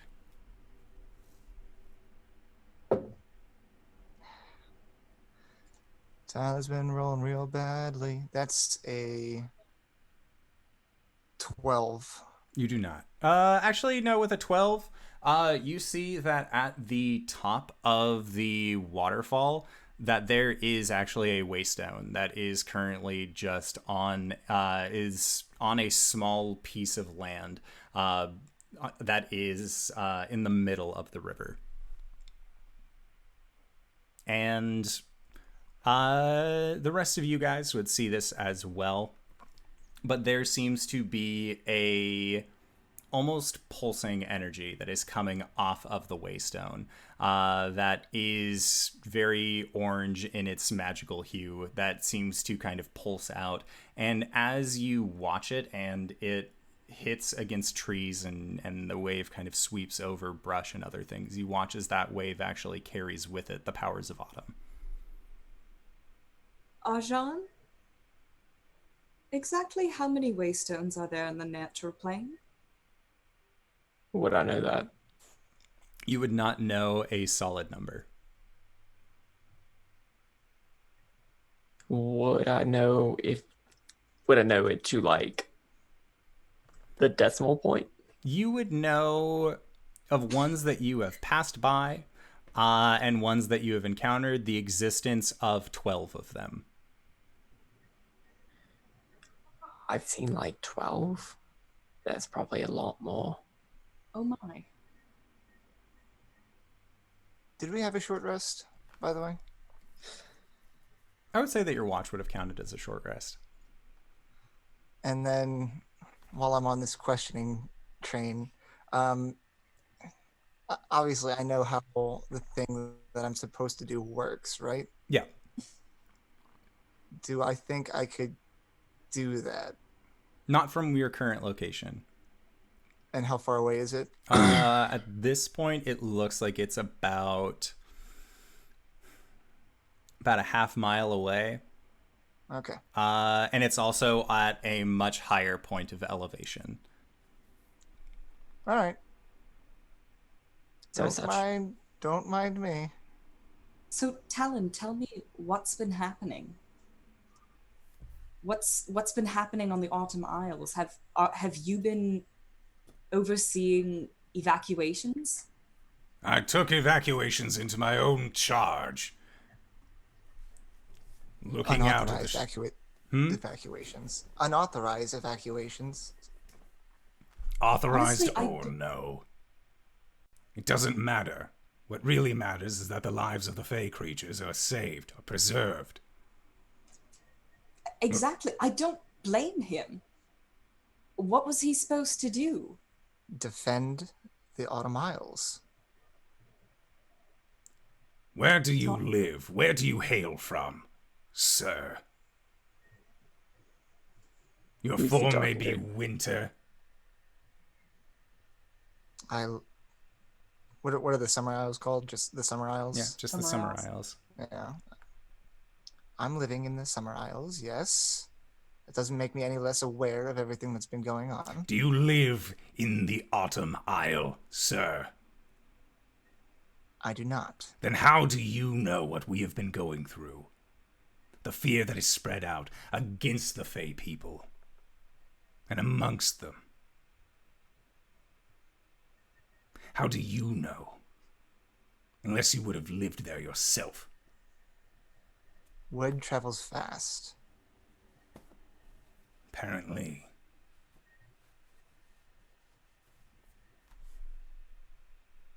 Vinru's forces are only a handful of leagues away from reaching our gate. From reaching autumn. What are we supposed to do? Watch as winter consumes us? Or fight and defend your land.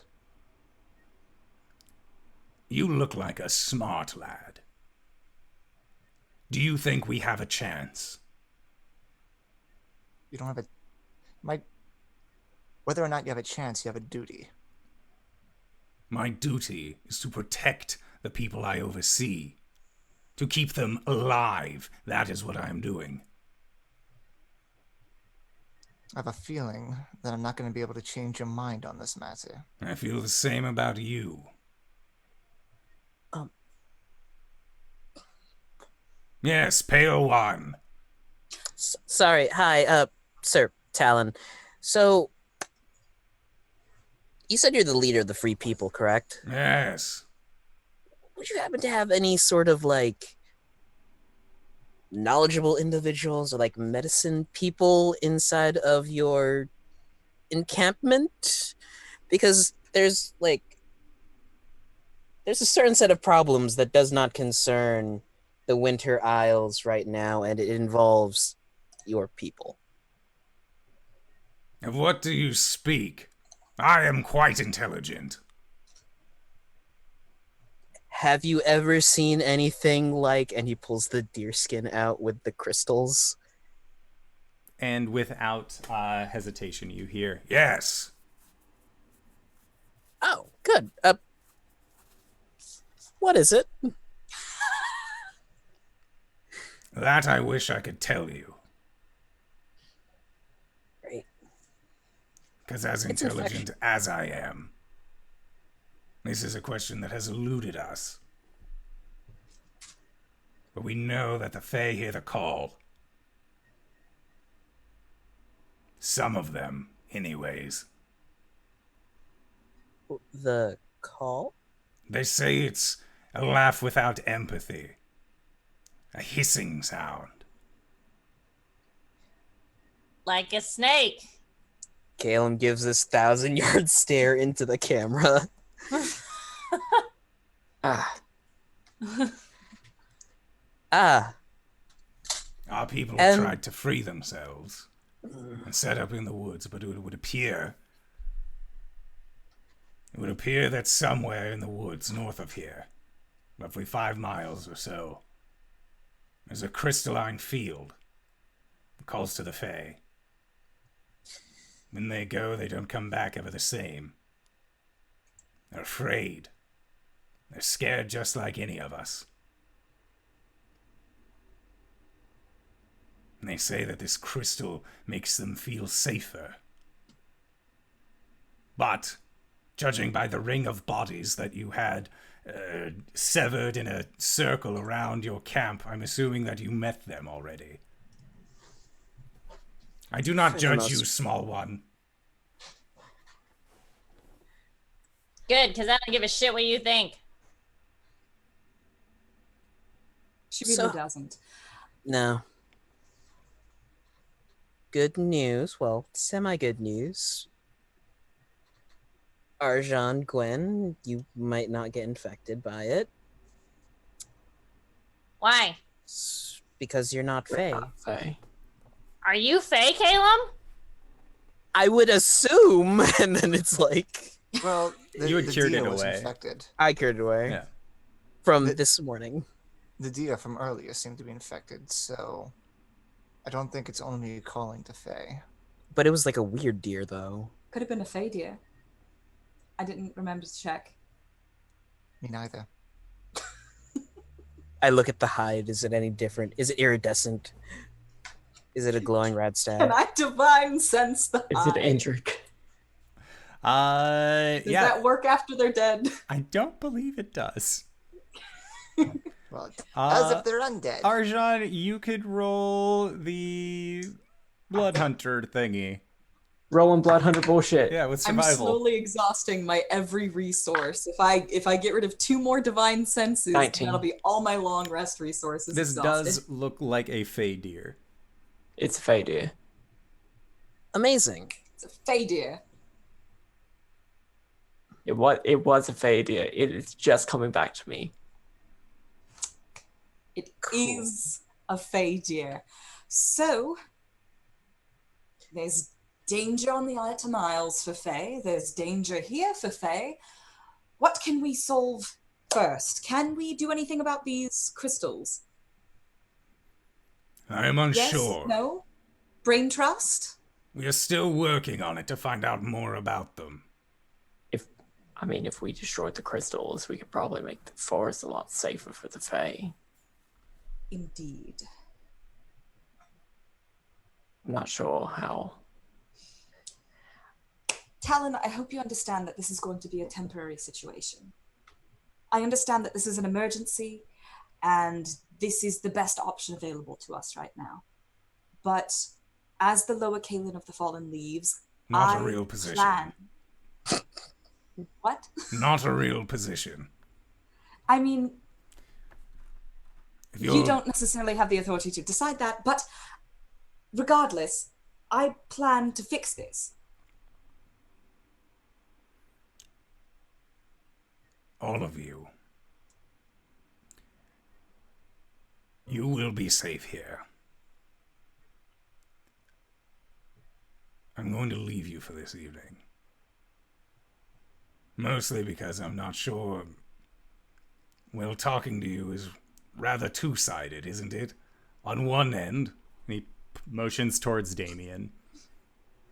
you're telling me that I should go back to the Automile. And on your hand, He motions towards you, Cori.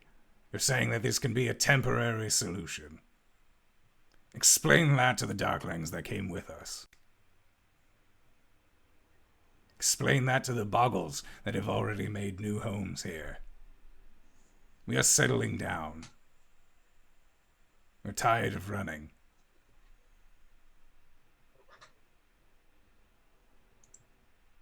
So all of you, take your time.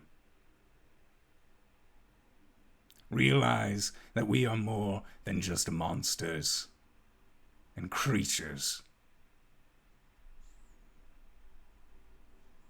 We have spirits, we have souls. Just like the rest of you.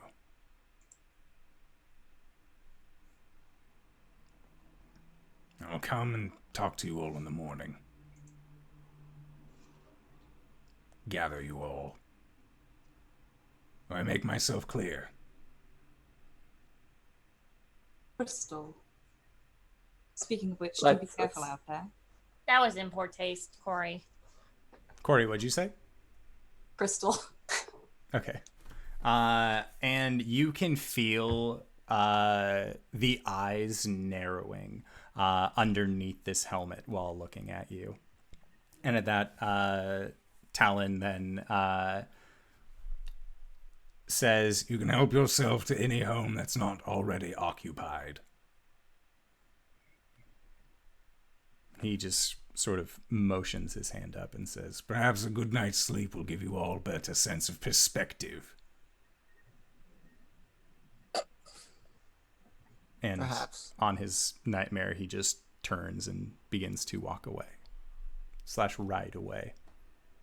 Gee, it's almost as if a long night's sleep is what we were seeking after before the refugees tried to attack us. He doesn't seem to turn or respond in any way. Just continues marching off. Is this what the Feywild is like? Oh, not all the time. But yes, a little bit. Fucking hate magic so much. Alright. You already promised you'd help me. I know! I'm not regretting it at all. I'm just saying I hate it. Okay. I can tell you are regretting it. Oh, No, it's just okay, no, okay, like I just for me things are simple. Like, oh, bad, hit it. Good, don't hit it. I don't know, like I don't like all this talking and walking around and things attacking us randomly. That's fine if I could fucking kill it, but we're letting things get away because we're tired and I look like this still, and I am very upset about it, and I just want to go the fuck to sleep. Coriander's gonna pick up Gwen and just hold her. I think we're all very tired. I think it would be best to take his advice and find a place to sleep for you. Good. Is it She raining said here? in her bosom. It is not raining here. I like this place. I like this place a lot. Cori, put me down, please. I'll be in the cart. If anything attacks us, you know what? I don't even care. I'm sleeping. Don't wake me up. Well, we don't really need to go anywhere. We can just All right. rest here. So let's get a rest, and then we can decide what we're going to do. Yes. We don't sleep. Okay. So, Yes, Damien, make a stealth check. Some bitch. that's 19. Okay. Oh damn. All right. So, Arjan, you are going night times. Gwen, you are also going to sleep. Caelum, you had already done your meditation for the day, so I'm going to need you to make a perception check. 8. Okay. Cori, make a perception check.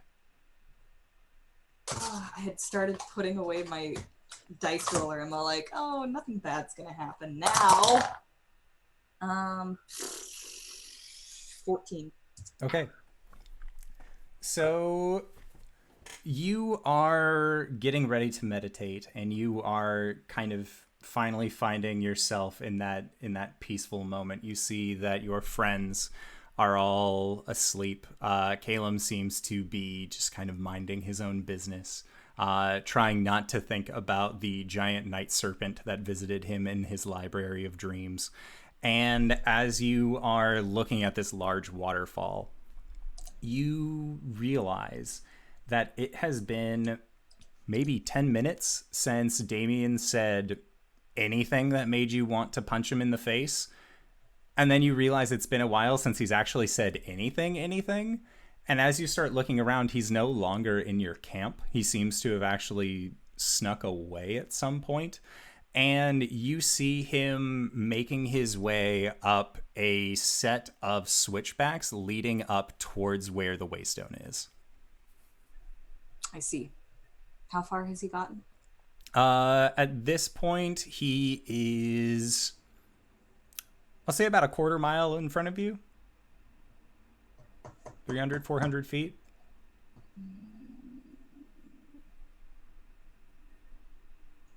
I'm not going to get there in time. He doesn't seem to be moving very quickly. He seems like he's certainly trying to do a stealthy. I see.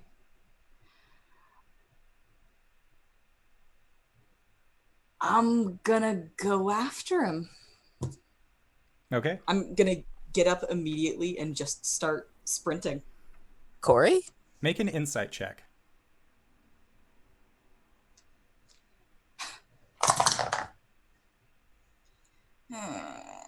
8. You know that you would probably go faster if you were on Ol Bess. You have a steed. Yeah, It takes 10 minutes to summon.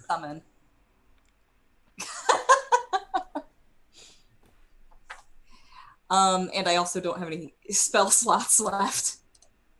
Yeah, I'll hop onto Old Bess and hiya! Okay. She's an old horse. She hasn't really moved a whole lot, but she rolled really well. So Caelum, you just watch as Cori hops on top of Ol Bess and he yaws away. Is the cart still attached? No, we card is not. unhook her. Right. What the He gets up. Make a perception starts- check. As you begin just kind of hoofing it after. 6, 18. Okay. Yeah, so with an 18, you see that Damien is currently making his way up to the second level of the city.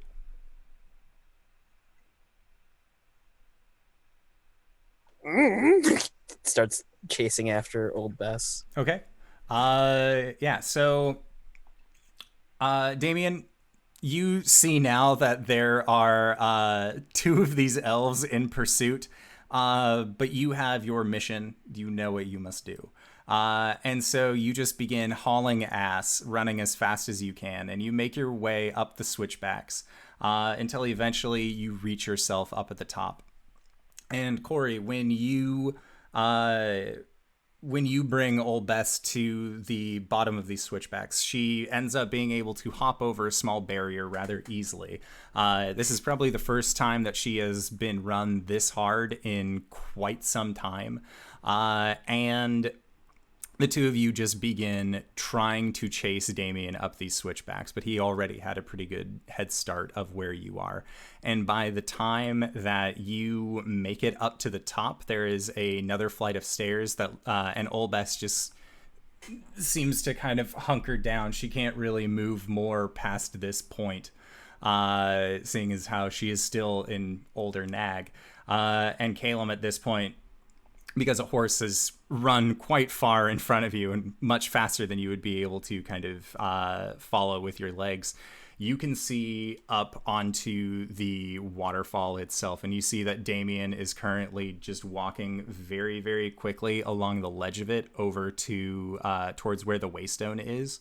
And Cori, you also managed to get up, and you see that Damien is walking very hurriedly over to this waystone. How close am I to him now? He looks like he is maybe 60 feet away, and he is also continuing to move. Damien, stop! I'm sorry, Coriander. I know what I have to do. All right, I keep pursuing him. Okay, so he is direct. You don't need to do anything. And he has He is now right next to this waystone, and Cori, you're maybe about 20 feet away from where he is. Yep. Cori, are you? Would you possibly be hostile towards me right now? Good question. Let's answer that after I've face stepped to you. Because before you face step, I want to cast friends on you. Damn. Go for it. You cast friends on yourself. And then it gives you advantage. Ah, yeah. Yep. So I'm casting friends on myself to give myself advantage on charisma checks against you. Right. And- Is this a charm effect? Oh, is it? I believe so. Is it? God damn it. Buff social deception. I don't know if it's charm. Because I guess since I cast it on myself, I don't know. DM? I would think that I it's have a charm. I have advantage against getting charmed. It doesn't say anything about He is becoming not charmed. charming you. He is charming himself and just coming off as very charming. Yeah. So I'm not technically trying to hurt you. all Sure. right. So Caelum, what you see from below this waterfall is Damien now right next to this waystone, and with one hand casts a spell onto himself, and with the other reaches into a pocket along his side robe. And Cori, you are face stepping directly towards Damien. Yes. So as you face step over to Damien, were you planning on like reaching out, grabbing him, or just getting right next to him? Either. Both. Okay. So you Yes. reach out to grab onto Damien in an attempt to grapple him, and as you do, he pulls out a dark metal wrought iron key, and with it just extends his arm out and places it against the waystone. And when he does, he turns the key, and with a loud that seems to echo through the woods, you see that the waves of energy that were pulsating off just kind of stop where they are. And then they begin to retract backwards. And as they begin to retract, Cori, you watch as all of the bright orange, reds, yellows, the vibrant colors of the woods just seem to get stripped away from the trees. The bright white bark that they once held turns back to a very dull and barren brown. And it all begins to coalesce above the waystone, and with a single beam of light, it strikes down against it with and the sound of bells, very deep, very loud, just dong, echoes through the woods again, this time as the beam of light strikes down onto the waystone. Caelum, you watch as the carved lines that had originally looked very intricate along the waystones that you have met along your way begin to glow. And you see that chunks of rock on this waystone begin to shudder and then pull themselves apart from this monolith that rests at the top of the waterfall. And with a powerful wind, you watch as a gate is actually formed inside the stones that have been turned from this waystone. And that same bright light, as Cori's hands are on Damien's body, you watch as the two of them are illuminated in this red, yellow, orangish, vibrant light. And then you see them brighten in color, and then they are gone. And you watch as those colors get taken through the gate, and then the gate, with a shuddering stop, ceases its function and then crumbles into stone where it once stood. As the colors of autumn no longer reign through this forest. And that is where we are going to call it for tonight's session. So I would like to say, first and foremost, thank you to Tyler for joining us on this lovely adventure full of fun and friendship.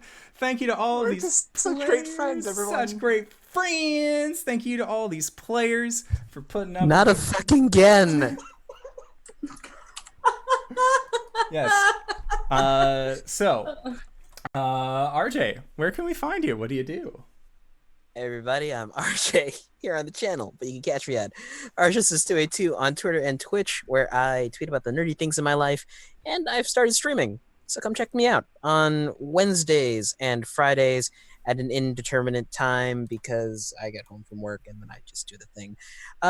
Hey, you can catch me tomorrow over here, Curse of Strahd, run by Danae Keener, as Bartholomew, the Ranger, human Ranger. And also on Sundays over on Pro Restarter's channel on Phase, the Cypher System game that we play. I play G3, I'm not even going to do his entire title. I got to write it down sometime. Inquisitive Robot. We've just gotten into some hijinks. We got a Buster suit. And that all starts at 8 p.m. EST. Excellent. LB, where can we find you? What do you do? Gwen just wanted to sleep. That's all she wanted. Oh, she's sleeping. Don't you worry. How long have I been asleep? 12 minutes! What? Wait, and the only thing that can cure her is now gone too. Great. Okay. Well, no, I'm LB. I'm good. Where can we You can find me places. Follow my Twitter. Done. All right, and Cyber, where can we find you? What do you do? I'm sad. You can find me at CyberWolf1201. I ship posts and I tweet about whenever I go live on twitch.tv/CyberWolf1201. It's right here. I forgot to point at it. I play video games bad and talk about lore. I'm going to play Watch Dogs. It's going to be a fun time. I haven't played Watch Dogs before, but I'm real excited about the Legions trailer. I want to play as Helen. Helen's cool. Zappy Grandma. Archives of that go to YouTube. It doesn't have a good URL, so if you go to the Twitch, you can find the link to it in the doobly-doo and consider subscribing so I can tell people to go to youtube.com/CyberWolf1201 because that'd be great. That'd be really great. You could also find a podcast called Let's Talk About It, where Kyle with an N and I get drunk, do parkour, and talk about the games we're in. We're gonna probably record a new one of those this weekend that you'll maybe be able to listen to in like a month, maybe. It'll be a bit. But for other role-playing stuff, you can find me here today on Mondays. You found it. Good job. You can also find me on Thursdays, but not this Thursday because America. Bye-bye. All right, and Danae, where can we find you? What do you do? My name is Danae Keener. You can find me at DanaeKeener.com. I do nerdy drawings mostly related to D&D. You can also find me here on Mondays playing Cori under the Elegant Paladin sometimes, and on Tuesdays running Curse of Strahd. Although I will not be here next week, as you might be able to gather from the fact that Coriander just got sucked through a portal, which is fine. And LB, all you need is a long rest. You'll be fine. It's just you can save on a long rest, and you won't be disfigured anymore. DanaeKeener.com. DanaeKeener.com. All right, and Tyler, where can we find you? What do you do? Hi guys, you can find me at Frothy Inferno on Twitter, where I don't ever post anything. But otherwise, you can find me here. And I promise, I'm not always trying to screw over the party. I actually like you guys. So, bye. Punch him, Wings. Do it. Punch him. Punch him. Just the slow walk from the fucking mirror was perfect. Hello, everybody. I am the Indoor Adventurer. If you have made it this far in the session, you probably already knew that. But if you didn't, hey, buddy, what's up? It's me, your pal, your friend. the Indoor Adventurer, here as the showrunner on twitch.tv/Indoor Adventures, Monday, Tuesday, Thursday, and Saturday now. We're doing Saturday either as like a community stream, or if we don't get enough people to do community things, then it shall be a creative day where I will paint or draw and do all sorts of other stuff. But with that, that is going to be our show. So if you would like to come by and possibly check out the after show that we do called Nights in the Courtyard, then consider supporting us on Patreon at patreon.com/Indoor Adventures. And then that is where we will answer questions not only from each other, but also from the community at large. And I believe that there are some questions that are certainly going to be being asked about this session. So with that, I would like to say once again, thank you to Tyler for stopping by. Thank you to everybody who stopped by on this show. And thank you to all these players, because God damn it, we wouldn't have a show without you. And with that, we will see you guys next time. All right, everybody. Bye-bye. Bye.